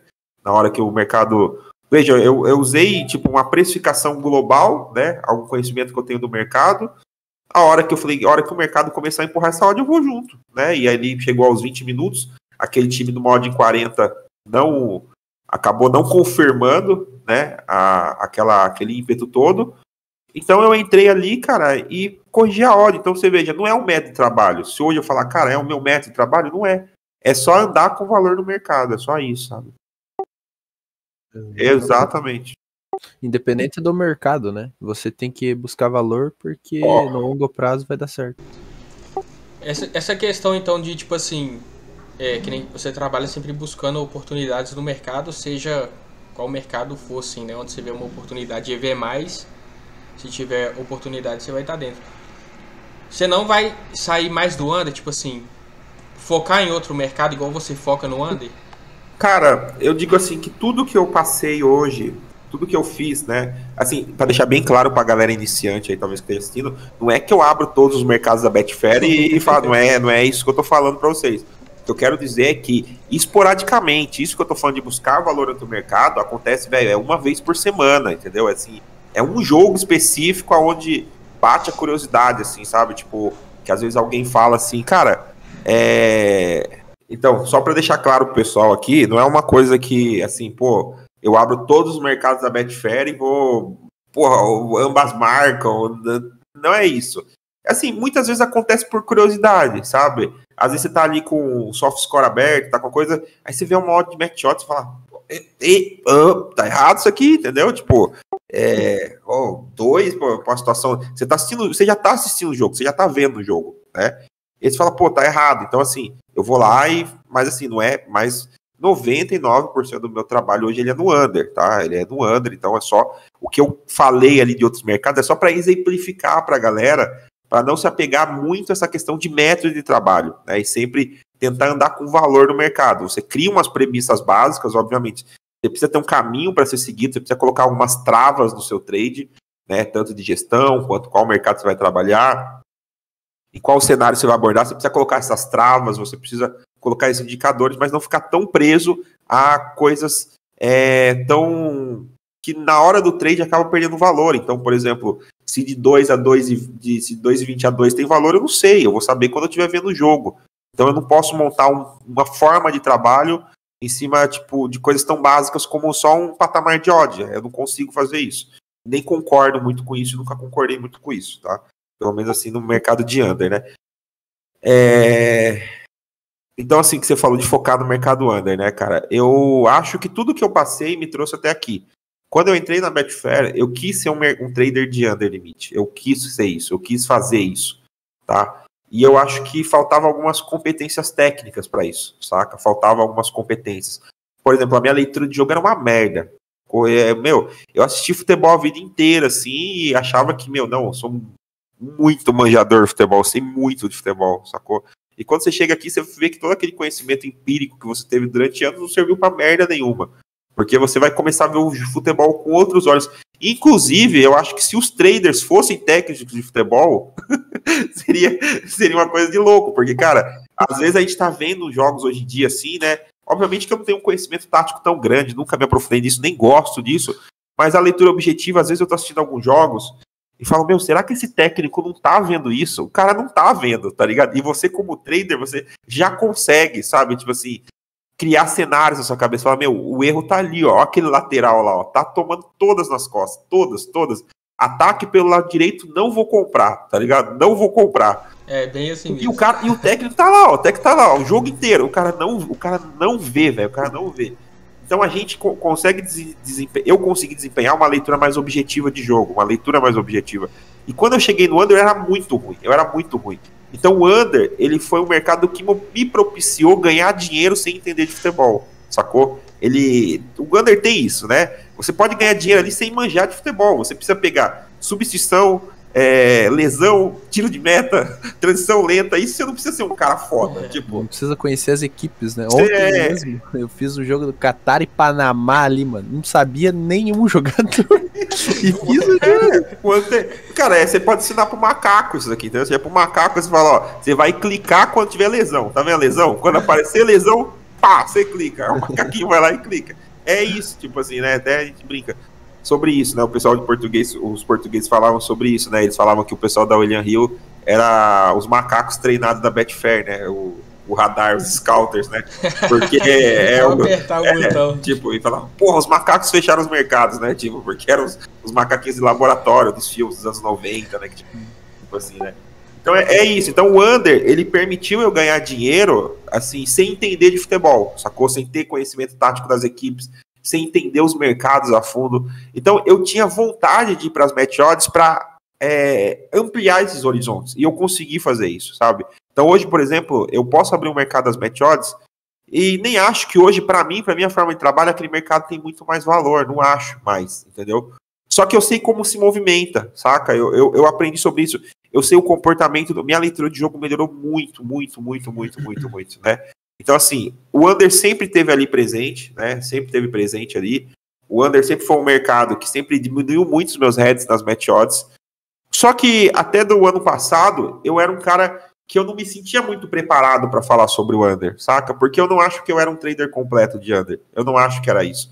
Eu não acho que eu estava no auge do meu desempenho como under. E como eu não focava somente naquele mercado, o under sempre foi um step para mim ali, né? Depois que eu aprendi as match odds, ele sempre foi um step. Então era um mercado que, quando no segundo tempo o jogo morria para as match odds ou não havia mais oportunidades claras para ser trabalhadas, eu trabalhava os unders, né? Trabalhava os unders, aí depois comecei a trabalhar os overs mais free betado, né? Então, tipo, fazia o under, buscava o over sempre free betado. Então, foi assim, foi um mercado que eu fui sempre sendo step, sempre ele limpava um pouquinho daqueles heads que eu tinha lá nas match odds. Então, eu sempre enxerguei assim, sabe aqueles heads contra o tempo que eu tenho lá, de 10-15% que eu vou tendo nas variações contra o tempo? O under, ele vai limpando as match odds e eu vou potencializando o lucro das match odds. Então, sempre foi encarado assim pra mim. Pô, e tava ótimo trabalhar assim, trabalhei anos assim, e por isso eu não falava muito dos unders, assim, porque não era o meu mercado principal, e eu não me sentia preparado para isso, porque não tinha um foco maior ali. Só que daí, né, contar aquela história triste dos traders aí que migraram pro under, né, o ano passado, foi exatamente o que aconteceu. Veio a pandemia, né, os mercados mudaram, os mercados da Betfair, que já era uma mudança que já estava ocorrendo, falando até, o Breno falou aí de mudança de mercado nas match odds, nossa, nem se fale, o mercado mudou muito nesses últimos 4 anos, 5 anos que eu tô aqui. E já começou a haver uma mudança, o mercado estava muito mais agressivo, o mercado começou a ficar muito mais agressivo, aquelas posições daqueles backs contra o tempo, as variações que no primeiro tempo era de 10, 15%, já começaram a virar a variação de 20, 30, 40, então você já pegava 2 gols, você tinha que selecionar muito mais as situações, né? Não é que essas situações de backs claros, que pagam muito, que a odd não sobe, elas pararam de acontecer, mas foram situações que você assistia 10 jogos e acontecia uma vez. E no trade, o meu trade sempre foi um trade de volume, sempre foi um trade de sentar aqui um sábado inteiro e fazer trade, sempre foi um trade de sentar aqui um domingo inteiro e fazer trade. Então é um trade de volume. Então, por exemplo, eu não conseguia mais sobreviver dando um back por dia. Porra, não dava. Cara, eu vou assistir 10 jogos para dar um back por dia, eu não posso viver disso. Tipo, antigamente era assim, né? O mercado ele se comportava mais daquela forma. Você tinha um Valência e um Real Sociedade jogando, né? O Valência com mal de 70 ou 80. Qualquer situação que o Valência ele tivesse no jogo, por cima do jogo, você conseguia dar um back, ficar 5 minutos exposto, 3 minutos exposto, pegar uma situação boa e fechar. Fechar com 1 ou 2 ticks de head. Acabou que essa situação parou de acontecer. Saca? É o time jogando bem e o mercado subindo. O time jogando bem e o mercado subindo. Muito por conta dessa mudança de mercado que já vinha acontecendo, dessa precificação errada que já vinha acontecendo, e era um fato, e eu só estava aproveitando essa precificação errada, quanto a saída das torcidas dos estádios, né? Então, as equipes menores, elas perderam o ímpeto, né? E uma das minhas estratégias mais lucrativas nas match odds era o lay ao time vencendo. Sempre foi uma das minhas melhores estratégias, sabe? Era aquele favorito que abria 1-0, relaxava no jogo e eu buscava o empate. Empate ou a remontada ali. Sempre foi uma das minhas principais estratégias para o mercado das match odds. Isso parou de acontecer. Porque o futebol naquela época ali, que ficou sem as torcidas, ele mudou bastante, né? Ele mudou, os times pequenos pararam de ter essa força para fazer isso. Então, assim, várias variáveis. E daí, cara, eu passei. Voltou o futebol, né? Ali eu não estava trabalhando tantos unders, então naqueles 3, 4 meses que o mercado ficou parado, eu quase não fiz trade, quase não consegui fazer trade, fiz pouca coisa, porque não tinha esse volume para fazer de jogo, não queria trabalhar as match odds naquelas condições. Fiquei ali alguns meses, consegui me segurar financeiramente, né, com isso, tal, até por outras fontes de renda, inclusive, né, então, até falo pro pessoal aí, até uma dica que eu dou, né, cara, sempre tira o dinheiro do trade e bota outro lugar, fonte de renda, né.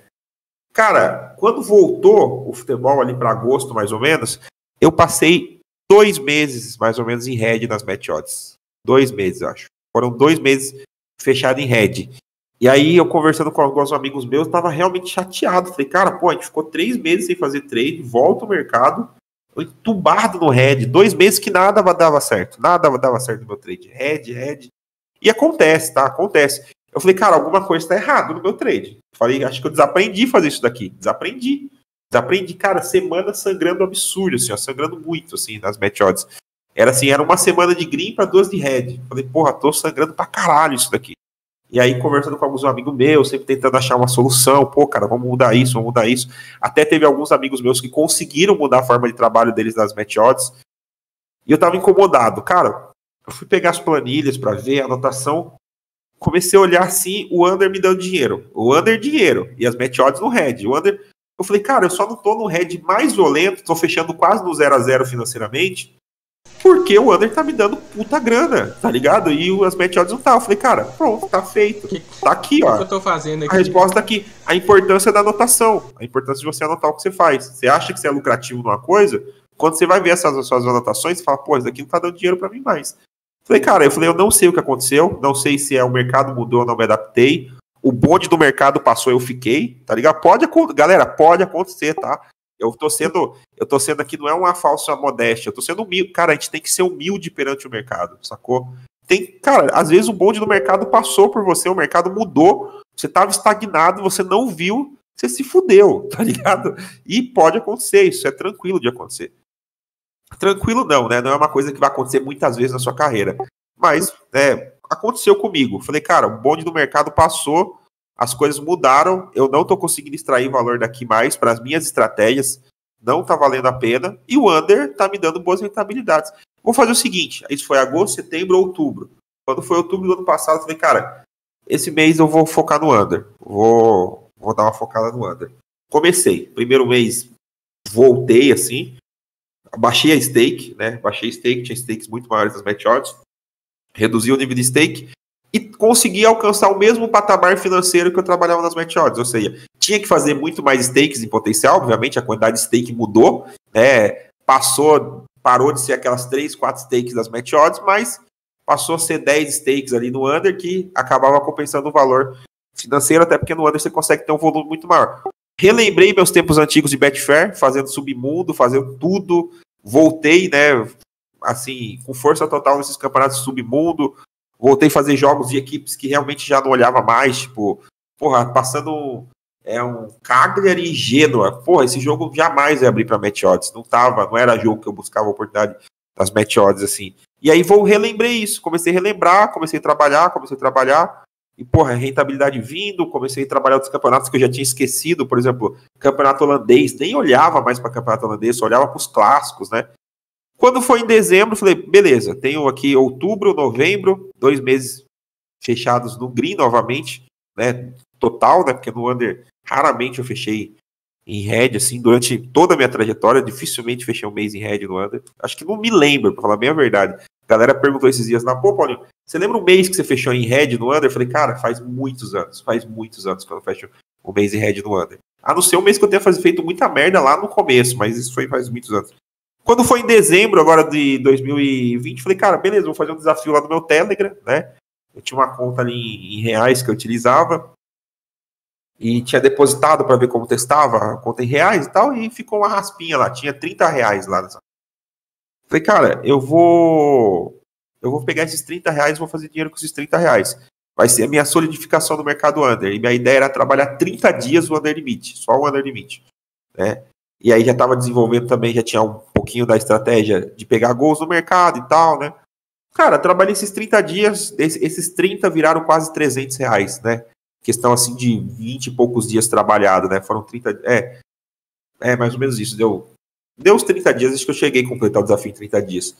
Mas deu tipo 300 e pouco, ou seja, 1000% daquela banca que eu fiz. Falei, pronto, cara, tá consolidado, é isso. Tipo, minha volta ao under, assim, com força total, tá feita. E é isso, então assim, a partir desse momento eu comecei a falar, não, beleza, agora eu acho que eu me sinto seguro, vou voltar a falar sobre isso, mas o voltar a falar sobre isso não é assim, pô, o Paulinho começou a fazer under agora. Não, eu sempre fiz, porém nunca me senti um trader completo para falar sobre isso. Então, todas as experiências que eu passei nas match odds, elas me trouxeram até aqui hoje, entendeu? De entender melhor de mercado, de entender melhor de jogo, de entender leitura de jogo, que eu era horrível. Hoje, cara, tipo assim, às vezes até dou risada, né? Que tem um pessoal lá que às vezes trabalha com a gente e, tipo, não é desmerecendo ninguém e tal, assim. O pessoal vai no Next Goal ver quem tá mais próximo de marcar. Eu acho até uma piada. Eu falo, porra, velho, não preciso, tá ligado? Tipo, esse time aqui, ó, tá óbvio. Tá entendeu? óbvio. Tipo, pra mim é muito óbvio que esse time tá mais perto de marcar, sabe? E não tô desmerecendo ninguém. Fala, não tem valor fazer. Não, nem. Eu não preciso disso, porque, cara, por exemplo, o gráfico de pressão do soft score, mas nunca uso isso. Por quê? Porque trabalhando as match odds, minha leitura ficou muito afiada, sacou? Aquele gráfico de pressão do soft score, pra mim, aquilo ali não serve. Eu não preciso daquilo pra saber que time tá por cima. Pô, tô vendo. Eu trabalhei match odds pra caralho, saca? Eu buscava padrão de back favorito, então eu precisava buscava padrão de lei, então eu tinha que entender sobre jogo. E as match odds me fez isso. Então, assim, hoje, o trader que eu me tornei de under limit, ele é todo reflexo de toda essa trajetória. Então, assim, respondendo a sua pergunta, sim. Hoje eu acho que eu passei por toda essa trajetória para chegar até aqui e me estabelecer por aqui e fazer daqui minha longa carreira na Betfair até onde, sei lá, quando, né? Mas é isso. Boa. Você acha que a produção de conteúdo, desde quando você começou a produzir conteúdo, te fez evoluir na carreira aqui no trade? Cara, vou falar a verdade, assim, poucos conteúdos eles me ajudaram depois do nível intermediário. Foram poucos, assim, sabe? Hoje, por exemplo, meu consumo de conteúdo ele é muito pouco. É muito Não, pouco. Eu falo a sua produção de conteúdo que te ajudou. Tá, sem dúvida. Isso sem dúvida, né? Mas até falando que só complementando eu falar, Uhum. eu consumo pouco conteúdo hoje, né? Assim, tipo, eu não assisto muita coisa no YouTube, não vejo muita coisa. O que mais me ajuda, assim, até falando assim, que acho que é o que eu tento produzir também, gostaria de produzir mais, é esses bate-papos, assim, é uma coisa que eu paro pra ver, sabe? Uma coisa que eu paro bastante pra ver. Se tem uma entrevista de alguém falando, acho que esse tipo de conteúdo ajuda muito. Agora, vamos lá. Cara, com certeza ajudou. Nossa, você produzir conteúdo, cara, a galera faz umas perguntas pra você, às vezes, que são coisas que você sabe que você faz, mas às vezes você não para pra pensar o porquê que você faz e se você tivesse que transmitir aquilo, como que você transmitiria, saca? Aí você para pra pensar, você fala, vou responder essa pergunta, beleza. Às vezes, respondendo a pergunta, já te dá insights novos. Você fala, pô, velho, que caralho, como que o cara chegou nessa conclusão? Entendeu? Como que o cara, ele chegou nesse conceito aqui? sabe? E aí você já começa a desenvolver outras coisas. Então, eu sempre falo lá no meu Telegram, sempre falo aí pro pessoal em geral, eu falo, cara, ensinar é uma forma de aprender, sem dúvida. A melhor forma de você aprender é você ensinando. Porque quando você ensina, assim, os caras sérios, né? Eu falo, primeira coisa, você tá ensinando para si mesmo. Porque muitos dos conteúdos que eu produzo, eu vou dizer que 80% do conteúdo que eu produzo, ele é estudado para ser produzido, sacou? A não ser quando é uma coisa mais básica, assim, uma coisa mais trivial do dia a dia, que já é o feijão com arroz. Mas, assim, muitas das perguntas, às vezes a galera fala assim, cara, às vezes eu abro lá no Telegram, galera, pergunta aí, galera pergunta. Tem muitas perguntas, cara, que eu demoro pra responder, não é porque eu tô fazendo outra coisa. Às vezes o cara pergunta e fala, cara, eu vou pensar sobre isso, tá ligado? Complexo, né? Porra, eu falo, às vezes é pergunta iniciante, o cara fala, esse dia o cara me perguntou uma coisa, faz um pouquinho de tempo atrás, que virou puta treta, assim, até procurei uns amigos pra falar sobre isso, que foi a questão de... O cara chegou à conclusão, ele pegou aquela tabela de tiques que tem lá, que a gente sabe a porcentagem de cada tique, e aí ele perguntou se não era mais vantajoso você trabalhar, né? Não, como que a Betfair determinava esses tiques, entendeu? Por que na Betfair o tique de 2 a 1,90 vale tipo 0,5%, o tique de 1,70 vale 0,63%, o tique, saca? Tipo, por que o tique lá embaixo é 1,10 vale 0,85%? Acho que é isso, né? De cabeça, assim. Uhum. O cara perguntou isso, eu falei, caralho, meu Deus, eu não sei. Eu falei, não sei, eu não faço ideia. Pera aí que eu vou descobrir. E aí, beleza, pergunta para um, pergunta para outro. Cheguei na conclusão. Falei, cara, isso daí é uma forma aritmética que tem e tal. Fiz a continha, mostrei pro cara, gravei um vídeo. Ou seja, já abriu uma puta visão para mim. Por quê? Daí, só para complementar, né? Cada valor ali, cada odd, então, por exemplo, a odd de 2, ela tem uma probabilidade implícita, né, da ocorrência de um evento de 50%, tá? Então, aquilo que se paga por tique é mais ou menos implícito na ocorrência do evento. E aí tem uma justa proporção. Né? Então, os tiques de menor ocorrência são os tiques que mais pagam. Os tiques de maior ocorrência, de maior probabilidade implícita, são os tiques que menos pagam. Então, tipo assim, você começa a viajar nisso, você começa a fazer contas, você fala, caralho, tipo, ninguém nunca me perguntou isso. Então, produzir conteúdo, sem dúvida, cara, é uma coisa que me ajudou muito, me ajuda e eu gosto de fazer por causa disso, sabe? Top demais. Eu também nem imaginava nisso. Nunca nem cheguei a me perguntar uma coisa dessa. E o cara falou assim ainda, pô, você vai me desculpar, pode ser uma pergunta muito iniciante. Eu falei, caralho, iniciante? Quase me matei aqui. Cara, fiquei umas 2 horas, eu fiquei encucado. Eu falei, não, eu vou descobrir isso, sabe? Então é loucura, cara, loucura, sabe? Sim, sim. Paulinho, quem tá iniciando aqui no trade, o cara que inicia aqui, não importa o mercado que for, o cara vai tomar porrada, né? No começo, geralmente o cara vai tomar muita porrada, né? Pra aprender.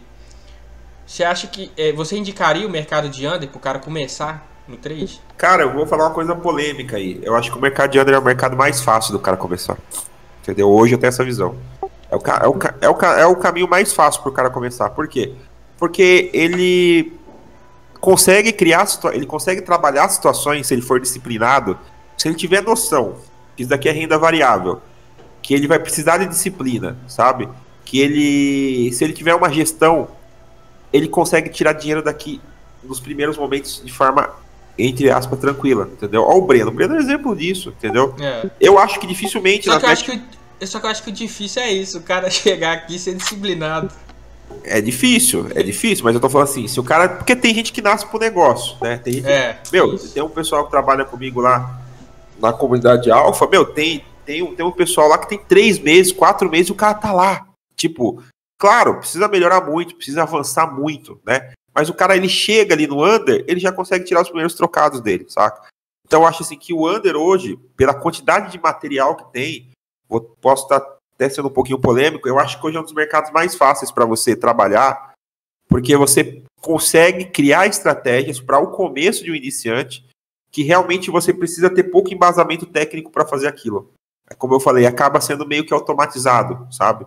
Você vai treinar um pouquinho, você vai conseguir fazer, por exemplo, cara, vou entrar só em substituição. Quando eu ver substituição, eu vou tentar me antecipar ao mercado e vou entrar. O cara consegue trabalhar só isso. certo? Se ele tiver a disciplina para fechar quando a bola rolar de novo, tá? No longo prazo, como eu falei lá no começo, ele vai precisar desenvolver outras estratégias, trabalhar um pouquinho mais com bola rolando, para que ele possa ter uma exponenciação do seu capital e, né, conseguir ter grandes lucros. Mas, de modo geral, por ser um mercado que ele tem uma direção só, ele é sempre linear, né? Não estou falando de tendência, estou falando de direção. Ele é sempre linear, é um mercado que só desce. O entendimento do mercado é muito fácil. Você pega um iniciante hoje, você vai explicar match odds para ele, que a odd sobe, que a odd desce, que se o time estiver jogando bem, mesmo contra o tempo, a odd vai descer, entendeu? Que às vezes é isso, entendeu? Que uma equipe pode tomar um gol, essa odd vai para 1,10, mas essa odd pode voltar para 1,15. Meu, é difícil pro cara, entendeu? Você pegar jogo equilibrado, então esquece. Você explicar pro cara ali, daquela variação que tem ali do mercado do empate, como o mercado do empate se movimenta, sabe? Que às vezes você pode dar back ao empate e aí o time empata, o mercado sobe, tá ligado? Porque o time que fez o gol é mais favorito para a vitória. Então, por mais que o resultado do placar seja coerente com a seleção que ele tá trabalhando com o empate, o mercado subiu, tá ligado? Tipo, é loucura você explicar isso pro cara. Os mercados de over já tem um negócio de torcedor, sabe? Over longa exposição. Eu acho que é complicado pro iniciante. Por quê? Porque ele já é um mercado que o cara se torna meio torcedor. Já começa a perder um pouco daquela característica do trade, já começa a entrar naquela parte lúdica do futebol, saca?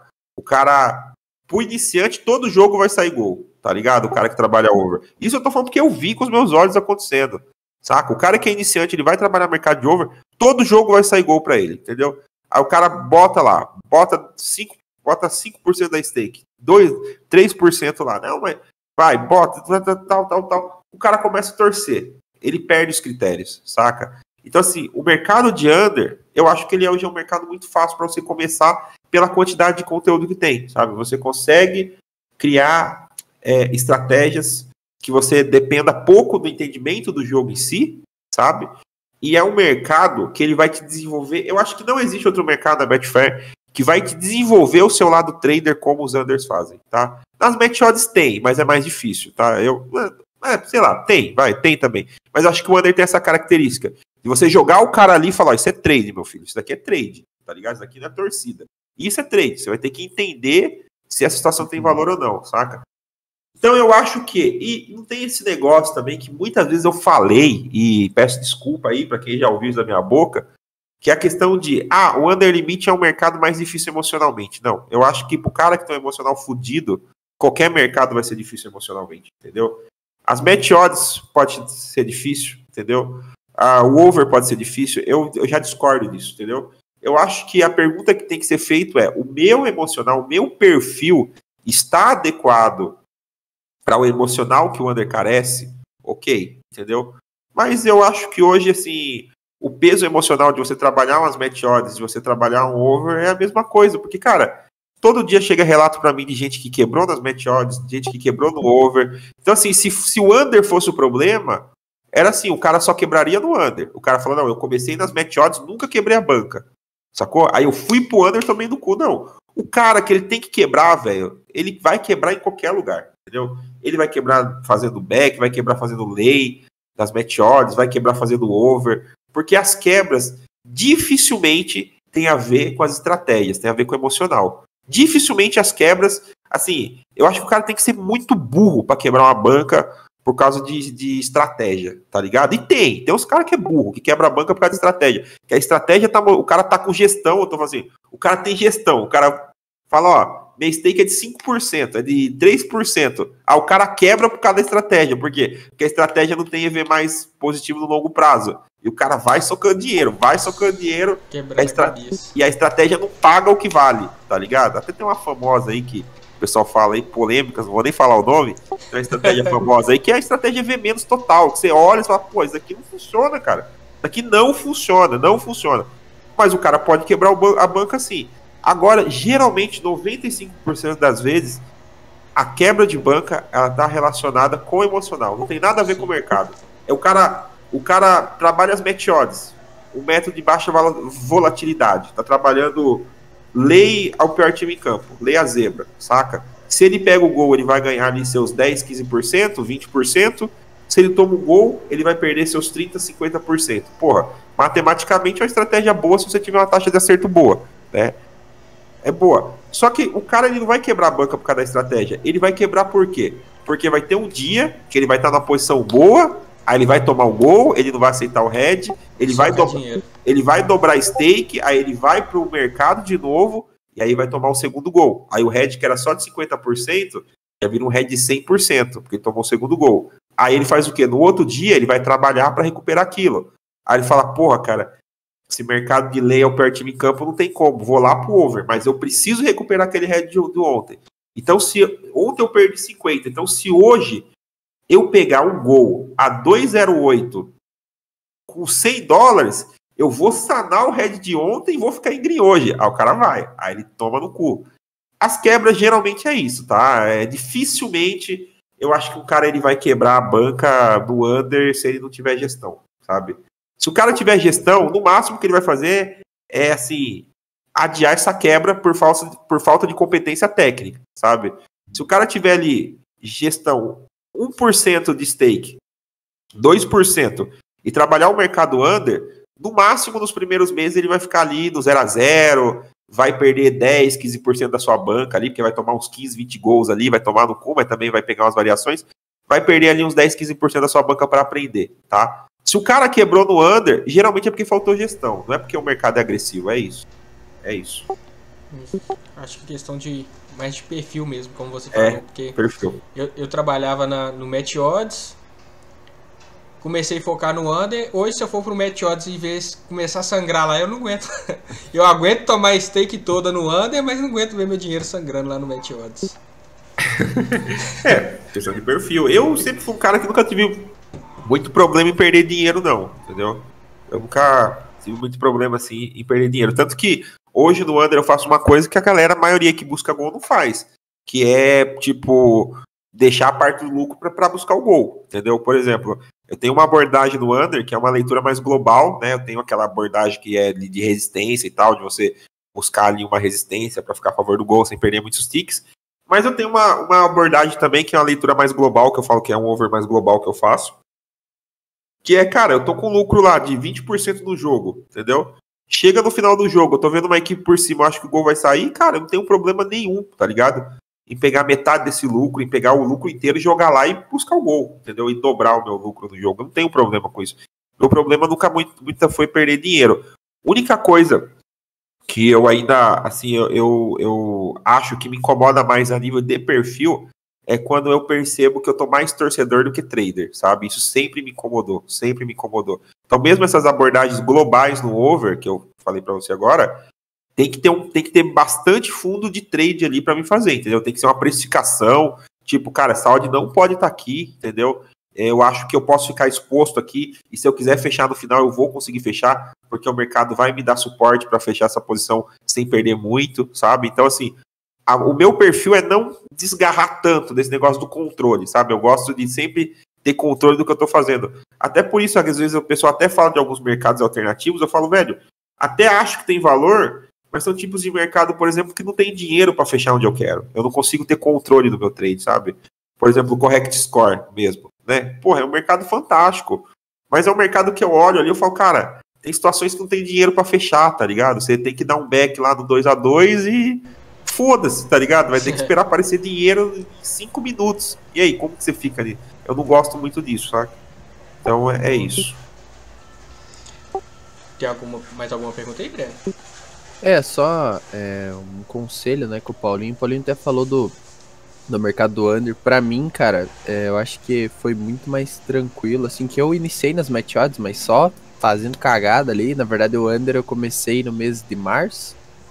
E, cara, a hora que você pega a questão ali da Bet365, associar as odds de referência com a odd da Betfair, começar a ler o mercado, tanto questão a resistência, suporte, eu acho que fica muito mais tranquilo. Eu acho que realmente o under é um mercado, a porta para você entrar no mercado, assim, eu acho que é um mercado mais tranquilo, como o Paulinho falou. Eu acho que a questão emocional, eu acho que realmente se você não tiver o emocional bom, você quebra em qualquer lugar. A gente vê isso em todos os lugares, o pessoal falando que quebrou tantas bancas no Match Odds, aí veio no under, recuperou, porque assim, o pessoal vem pro under perde lá nos match odds. Eu vou pro under, porque o under é rápido, né? O mercado toda hora tá... E aí o pessoal vem pra cá e quebra dinheiro também. no 2,5, por exemplo. Geralmente quem quebra no under, geralmente o cara que ele é machucado pelo under. O cara que fala assim, porra, under não dá dinheiro. Não, duvido que esses caras ganhem dinheiro no under. Geralmente esse cara cansou de recuperar a head no under limit, tomou no cu pra caralho, entendeu? E aí ele coloca isso, que o under não dá dinheiro. Por quê? Porque a experiência dele, até o primeiro vídeo do meu canal fala sobre isso, né? Tipo, foi um vídeo que eu falei assim, fazendo merchan aí, se vocês me permitem, se o under limit é sorte, né? Falei, o under limit é sorte, é uma ilusão. Porque a maioria das pessoas que falam assim, não, o under não dá dinheiro. Geralmente esse cara ele é machucado pelo under. Por quê? Porque ele fazia isso. Ele perdia dinheiro lá nas match odds, aí ele enxergava o under limit como um potencial recuperador de head, porque, pô, é o mercado que mais paga na Betfair. Não sei se vocês sabiam disso. O mercado que mais paga na Betfair é o under. Eu não sei se vocês sabiam disso. É o mercado que mais paga. Por que é o mercado que você mais perde? Porque é o que mais paga. É o mercado relação risco-recompensa. Risco-recompensa. Por que é um mercado que você perde 100% da sua stake? Porque ele é o que mais paga. Ele mais paga por causa disso, porque aí você perde tudo. Então, não existe outro mercado na Betfair que percentualmente, em relação ao tempo, ele paga mais do que o under, entendeu?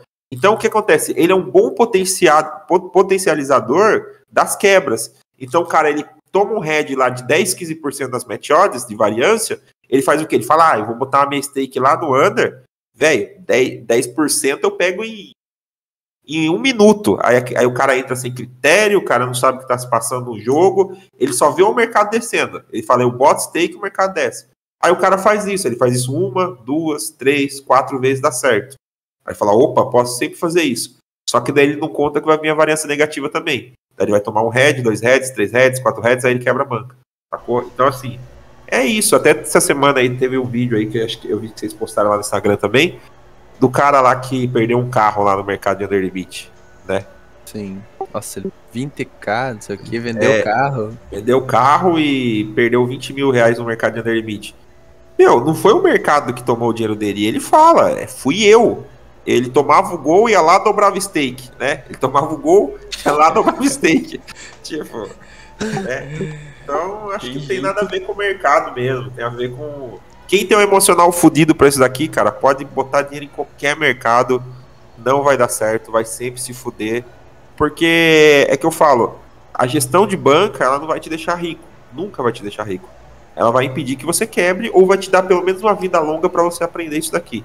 Então, você não vai precisar ficar depositando dinheiro toda hora. Você vai aprender com mais tranquilidade até chegar a hora que você vai conseguir tirar alguma grana daqui. É isso. Boa.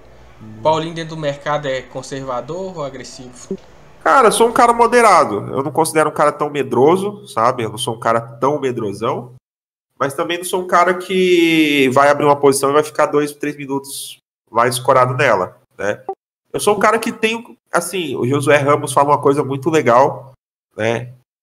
Que é assim, o trader que ele quer mudar de patamar, eu acho que é isso que eu busco hoje dentro do meu trade, ele vai ter que aprender a ser agressivo nos momentos certos. A agressividade faz parte e você vai precisar ser agressivo, sabe?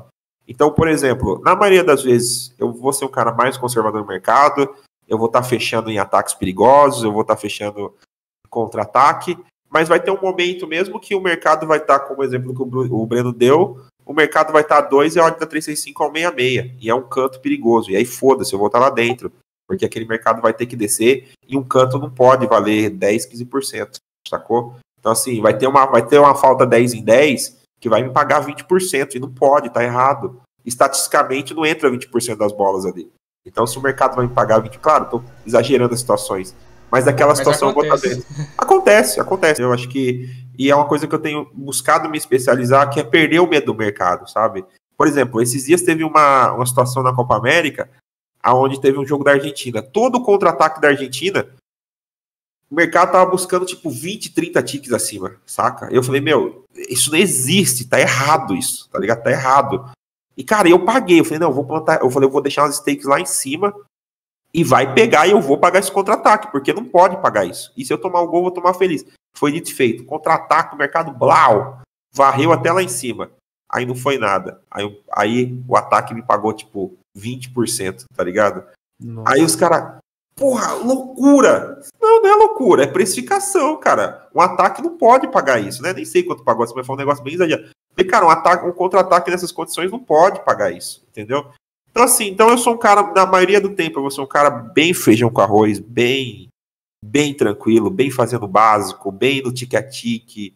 Mas nessas situações onde o mercado está muito exagerado, onde por algum motivo a corda está muito alta, aí esse tipo de situação com certeza eu vou estar lá e até falo, pô, se eu tomar o gol aqui eu tomo feliz, porque eu sei que no longo prazo são situações que eu estou muito mais a favor do EV+, do que do EV negativo. Eu até brinco, né, o Rapaz de falar isso, que é um trader lá de Portugal, de Under, né, acho que o Marquinhos deve conhecer, não sei se o Breno conhece, é um cara muito foda, o Rapaz. Ele fala assim, toda chance de gol, ela tem 50%. Tem 50% de ir pra fora, tem 50% de ir pra dentro. Então, tipo, claro que é uma piada bem avançada aí, né? Tipo, é bem avançada essa piada, só que a galera mais avançada vai entender. Mas é meio isso, assim, de linhas gerais é isso. Ele fala, cara, ou vai dar gol ou não vai dar gol, entendeu? Tipo, porque ele fazia ele tinha umas maluquices, assim, de pegar umas odds de 20, 30 no FT e deixar correr, sabe? Até o HT falava, não, esse jogo não vai sair gol. E corria aqui lá e falava, velho, a chance que tem de dar gol e não dar gol é a mesma, saca? Então, tipo, é mais ou menos... Em algumas situações a minha lógica é essa, velho. Eu falo, velho, só tem duas opções. Ou a bola entra ou não entra. E se não entrar, é o lucro, tá ligado? É isso. Assim, claro, observando alguns critérios claros, né? Óbvio, você tem que ter, assim, alguns critérios de odd, de referência, movimentação de mercado. Você pega toda essa bagagem sua, vê uma situação que você pode ser agressivo, eu vou ser agressivo. É isso que eu tento fazer, né? E às vezes até me fodo por causa disso. Até acho que no meu mês eu poderia ter meses mais tranquilos em relação a isso, mas é a forma que eu faço trade, me dá uma rentabilidade boa, então não tem por que mudar muito não, é isso. Num lance específico assim, você tá pagando um ataque de uma equipe ou uma transição de uma equipe. A outra equipe rouba a bola e sai no contra-ataque. Você tenta fechar lá em cima ou você deixa correr? Depende de como, assim, se eu tiver tempo hábil. Na maioria das vezes você não vai conseguir fechar, né? Na maioria das vezes você não vai conseguir fechar. Mas porque muita gente rola a ladder lá pra cima e clica ali em cima, né? Então, se eu tiver essa... Assim, geralmente a minha escolha de rolar a ladder pra cima e tentar fechar, ela é baseada no posicionamento defensivo, certo? Você tem que ter uma diferenciação do que é ataque rápido, né? Inclusive o Daniel lá, que trabalha com a gente, ele colocou essa nomenclatura na minha cabeça que eu não usava, mas acho que vai conseguir exemplificar bem. Você tem que ter uma diferenciação do que é um ataque rápido e o que é um contra-ataque, certo? O contra-ataque é aquela situação onde você tem maior número de jogadores, de atacantes, contra os defesas, né? E são situações extremamente rápidas, onde você tem uma superioridade de ataque e aquilo ali tem um enorme potencial de dar gol. Essas situações, na maioria das vezes, eu vou rolar a ladder lá pra cima e tentar fechar, entendeu? Só que assim, tem a diferenciação do ataque rápido. Tem muitos ataques que acontecem no jogo que é 2 jogadores de ataque contra 4 defensivos. E aí você fala, meu, o cara vai ter que fazer um milagre ali pra ele passar pelos 4 caras, ele vai ter que chapelar o cara, ele vai ter que, tipo, ou às vezes é até um contra-ataque perigoso. Imagina um campo na sua cabeça, só que o cara que recebe a bola, ele já recebe a bola abrindo muito para a direita, entendeu? Ou para a esquerda, tipo, ele já recebe a bola muito lateralizando. Se ele já recebe a bola lateralizando, esse tempo que ele tem de domínio e conseguir fazer a jogada ficar aguda de novo, já teve a recomposição defensiva. Agora, se o cara recebe a bola já jogando pro meio, cara, a chance daquilo ali sair na cara do gol é muito alta. Então, assim, é a questão das leituras que eu falei para vocês, né? Então, assim, não é todo contra-ataque que eu vou fechar. Não é todo contra-ataque que eu vou fechar. Eu vou ter que ter ali, na hora do lance, eu vou ter que ter uma decisão se aquele ataque ele é realmente perigoso ou não, sabe? Até porque eu acho que se você fechar em todo contra-ataque, você vai perder muito do seu lucro pro mercado, tá? Mas é uma questão de perfil. Isso faz parte daquela agressividade que eu falei para vocês, né? A minha agressividade, às vezes, não é só em clicar no mercado, mas às vezes também é manter uma posição, tipo, de falar, pô, eu não quero perder o meu lucro, eu não quero, nessa situação não tem valor, sabe? Então tem muito disso, assim, também. Mas é isso, tipo, eu vou ter que ler o lance e saber o que eu vou fazer, não tem uma resposta pronta de sair clicando. Boa. Uma dica que você daria aí pra quem tá chegando hoje no trade esportivo? Cara, sem dúvida estudo, tá? E até bato nessa tecla, estudo não é conteúdo de YouTube, até é contrassenso falar sobre isso, que eu produzo conteúdo, tô aqui, né, numa entrevista que vai muito de contra a produção de conteúdo, só que estudo não é isso. Eu falo, a produção de conteúdo, ela vai te dar o caminho, é tipo a faculdade, né? Quando quem já estudou sabe como funciona. A faculdade não vai ensinar você a ser um profissional. A faculdade, ela vai te dar um caminho do que você precisa se especializar, né? Então, durante qualquer curso que você for fazer, você vai ter lá 30, 40 matérias que você vai ver durante um período de tempo. Daquelas matérias, talvez você vai aplicar 5 ou 6 matérias daquela. Você vai pegar essas 6, 5 matérias que você aprendeu, você vai se especificar nelas, você vai estudar elas, você vai depois fazer uma pós-graduação, ou você vai para uma área de trabalho, onde 5 ou 6 daquelas matérias vão ser coisas que você vai levar a fundo e aquilo vai fazer a sua carreira profissional. Então o trade é a mesma coisa. A produção de conteúdo é isso, é como se fosse uma grande faculdade, uma grande escola, né? Ela vai te dar alguns caminhos. Então você vai ver lá no meu canal eu falando sobre gestão, você vai ver falar sobre redução de delay, você vai ver o pessoal do Mola Morta falando sobre algumas formas de trabalho, você vai ver o canal de outras X pessoas falando sobre alguns métodos de trabalho. E você vai pegar isso que as pessoas falam e vai falar, pô, isso que o Paulinho falou tem sentido? Vou dar uma olhada no mercado. Pô, isso daqui acho que fez sentido pra mim, acho que tá mais adequado ao meu perfil, beleza, agora eu vou estudar isso. Esquece o Paulinho, tá ligado? Esquece o Paulinho, foca no mercado, grava a tela, sacou? Grava. Cara, se você tiver... Primeira coisa, primeiro investimento que as pessoas têm que fazer no trade, tá? Não é porra de cadeira gamer, né? Cara, é um computador que você consiga gravar a sua tela. Eu acho que isso é o puta do investimento que você vai fazer. Se você tá me assistindo aí, você tem um computador fraco, um notebook fraco, cara, invista nisso, sabe? Compra um HD melhor, compra uma memória RAM melhor, um processador melhor, para que você consiga gravar suas telas. Acho que vai ser o melhor investimento que você vai fazer. Quando você começar a assistir as suas telas, você vai conseguir identificar os erros que você comete no mercado. E quanto mais você fizer isso, que é análise e correção, você vai melhorar, tá? E aí, todo esse conteúdo que tem na superfície do YouTube, vocês vão perceber que vai virar muito mais um entretenimento, vai ser muito mais uma parada de você gostar de consumir aquilo, porque eu gosto de assistir algumas coisas, né? Tipo, a entrevista que vocês fizeram com o Renan, eu assisti, saca? Tipo, às vezes eu vejo umas entrevistas em outros canais, eu vejo... Então, assim, vejo uma coisa nova que alguém fala, só que aquilo pra mim é quase, assim, hoje em dia, é quase como se fosse uma distração já. É uma distração, entendeu? um hobby. Um hobby. Porque realmente você estudar o mercado é outra coisa, não tem nada a ver com você consumir conteúdo, sabe? Então, é isso. Então, o conselho que eu dou assim, cara, não seja preguiçoso, tá? Se eu tivesse que resumir numa frase, cara, o trade não é um negócio para preguiçoso. Antes de ontem mesmo, até ia fazer um stories, até acabei esquecendo, cara, era 1h da manhã, eu tava preenchendo planilha aqui, porque eu tava vagabundo, sabe? Fiquei uns 4 dias sem preencher planilha, e já tava meio perdido, sabe? Falei, meu Deus, sei como tá a minha semana. Toma, preenchendo planilha e já fazendo análise, vendo os mercados que eu tinha trabalhado. Ou seja, cara, o trade não é um negócio para preguiçoso. Então, não seja preguiçoso, estude, tá? Grave tela, e não tenha preguiça de aprender. Não tenha... E outra coisa também que eu acho que é muito importante é seja humilde, tá? A maioria das pessoas que elas produzem conteúdo, elas já passaram um pouquinho mais do que você, tá? E se elas falam algumas coisas para vocês, é porque elas sabem que aquilo vai acontecer, que você vai se fuder, que você precisa prestar atenção naquilo. Então, acho que eu sempre falo, tem que ter humildade, entendeu? Porque quem não tem humildade aqui, cara, o mercado cobra muito, e cobra muito, tá ligado? Qualquer traço de soberba que você tiver, tanto em relação ao aprendizado, quanto em relação ao comportamento do mercado, o mercado ele vai te cobrar. Então, 2 coisas, cara. Não seja preguiçoso e seja humilde perante o mercado, que eu acho que o longo prazo aí resolve todas as coisas. É isso.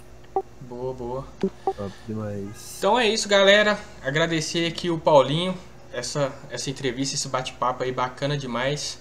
Agradecer a presença do Breno também. Quiser deixar as considerações finais aí, Paulinho, o link do Instagram, do Telegram do Paulinho vai estar na descrição do vídeo, o nosso também. É só seguir a gente lá, beleza? Cara, mais uma vez agradecer o convite, a oportunidade de falar, né? Eu sempre sou um cara bastante acessível para falar sobre trade, eu nem vejo a hora passar, eu gosto de falar sobre isso, então para mim nunca é um fardo nenhum falar sobre isso, então só agradecer a todo mundo que me segue aí, todo mundo que vai começar a me seguir por causa dessa entrevista também, e agradecer mais uma vez a oportunidade de vocês terem me convidado. Eu sempre fico muito feliz, assim, de ser convidado para as coisas, sabe? Ainda sou igual um menino novo, assim, sabe? Eu não tenho soberba nenhum com isso, gosto muito de falar sobre trade, então fica meus agradecimentos aí. Boa. Valeu. Galera, só queria agradecer, então, primeiramente ao Paulinho por aceitar nosso convite, né? E com certeza foi uma entrevista muito top. Eu acho que ele abordou muitas questões aí que podem ajudar muito a comunidade em geral, e nós também, me ajuda muito escutar de pessoas mais experientes, né? E agradecer ao Marquito também pela oportunidade de estar gravando, e espero que essa entrevista vocês tenham gostado. Se você curtiu essa entrevista, já segue a gente aqui, se inscreve no canal, né? Deixe seu like, já comenta se você não gostou de alguma coisa. E basicamente é isso, eu gostei muito da entrevista, agradecer novamente a todo mundo aí. E é basicamente isso, vamos fazer novas entrevistas, agregar mais conteúdo à comunidade, que isso nos ajuda a evoluir também. E segue nosso canal do Telegram, enfim, vai estar tudo aqui na descrição. Valeu, tamo junto sempre. Valeu, galera. Até a próxima.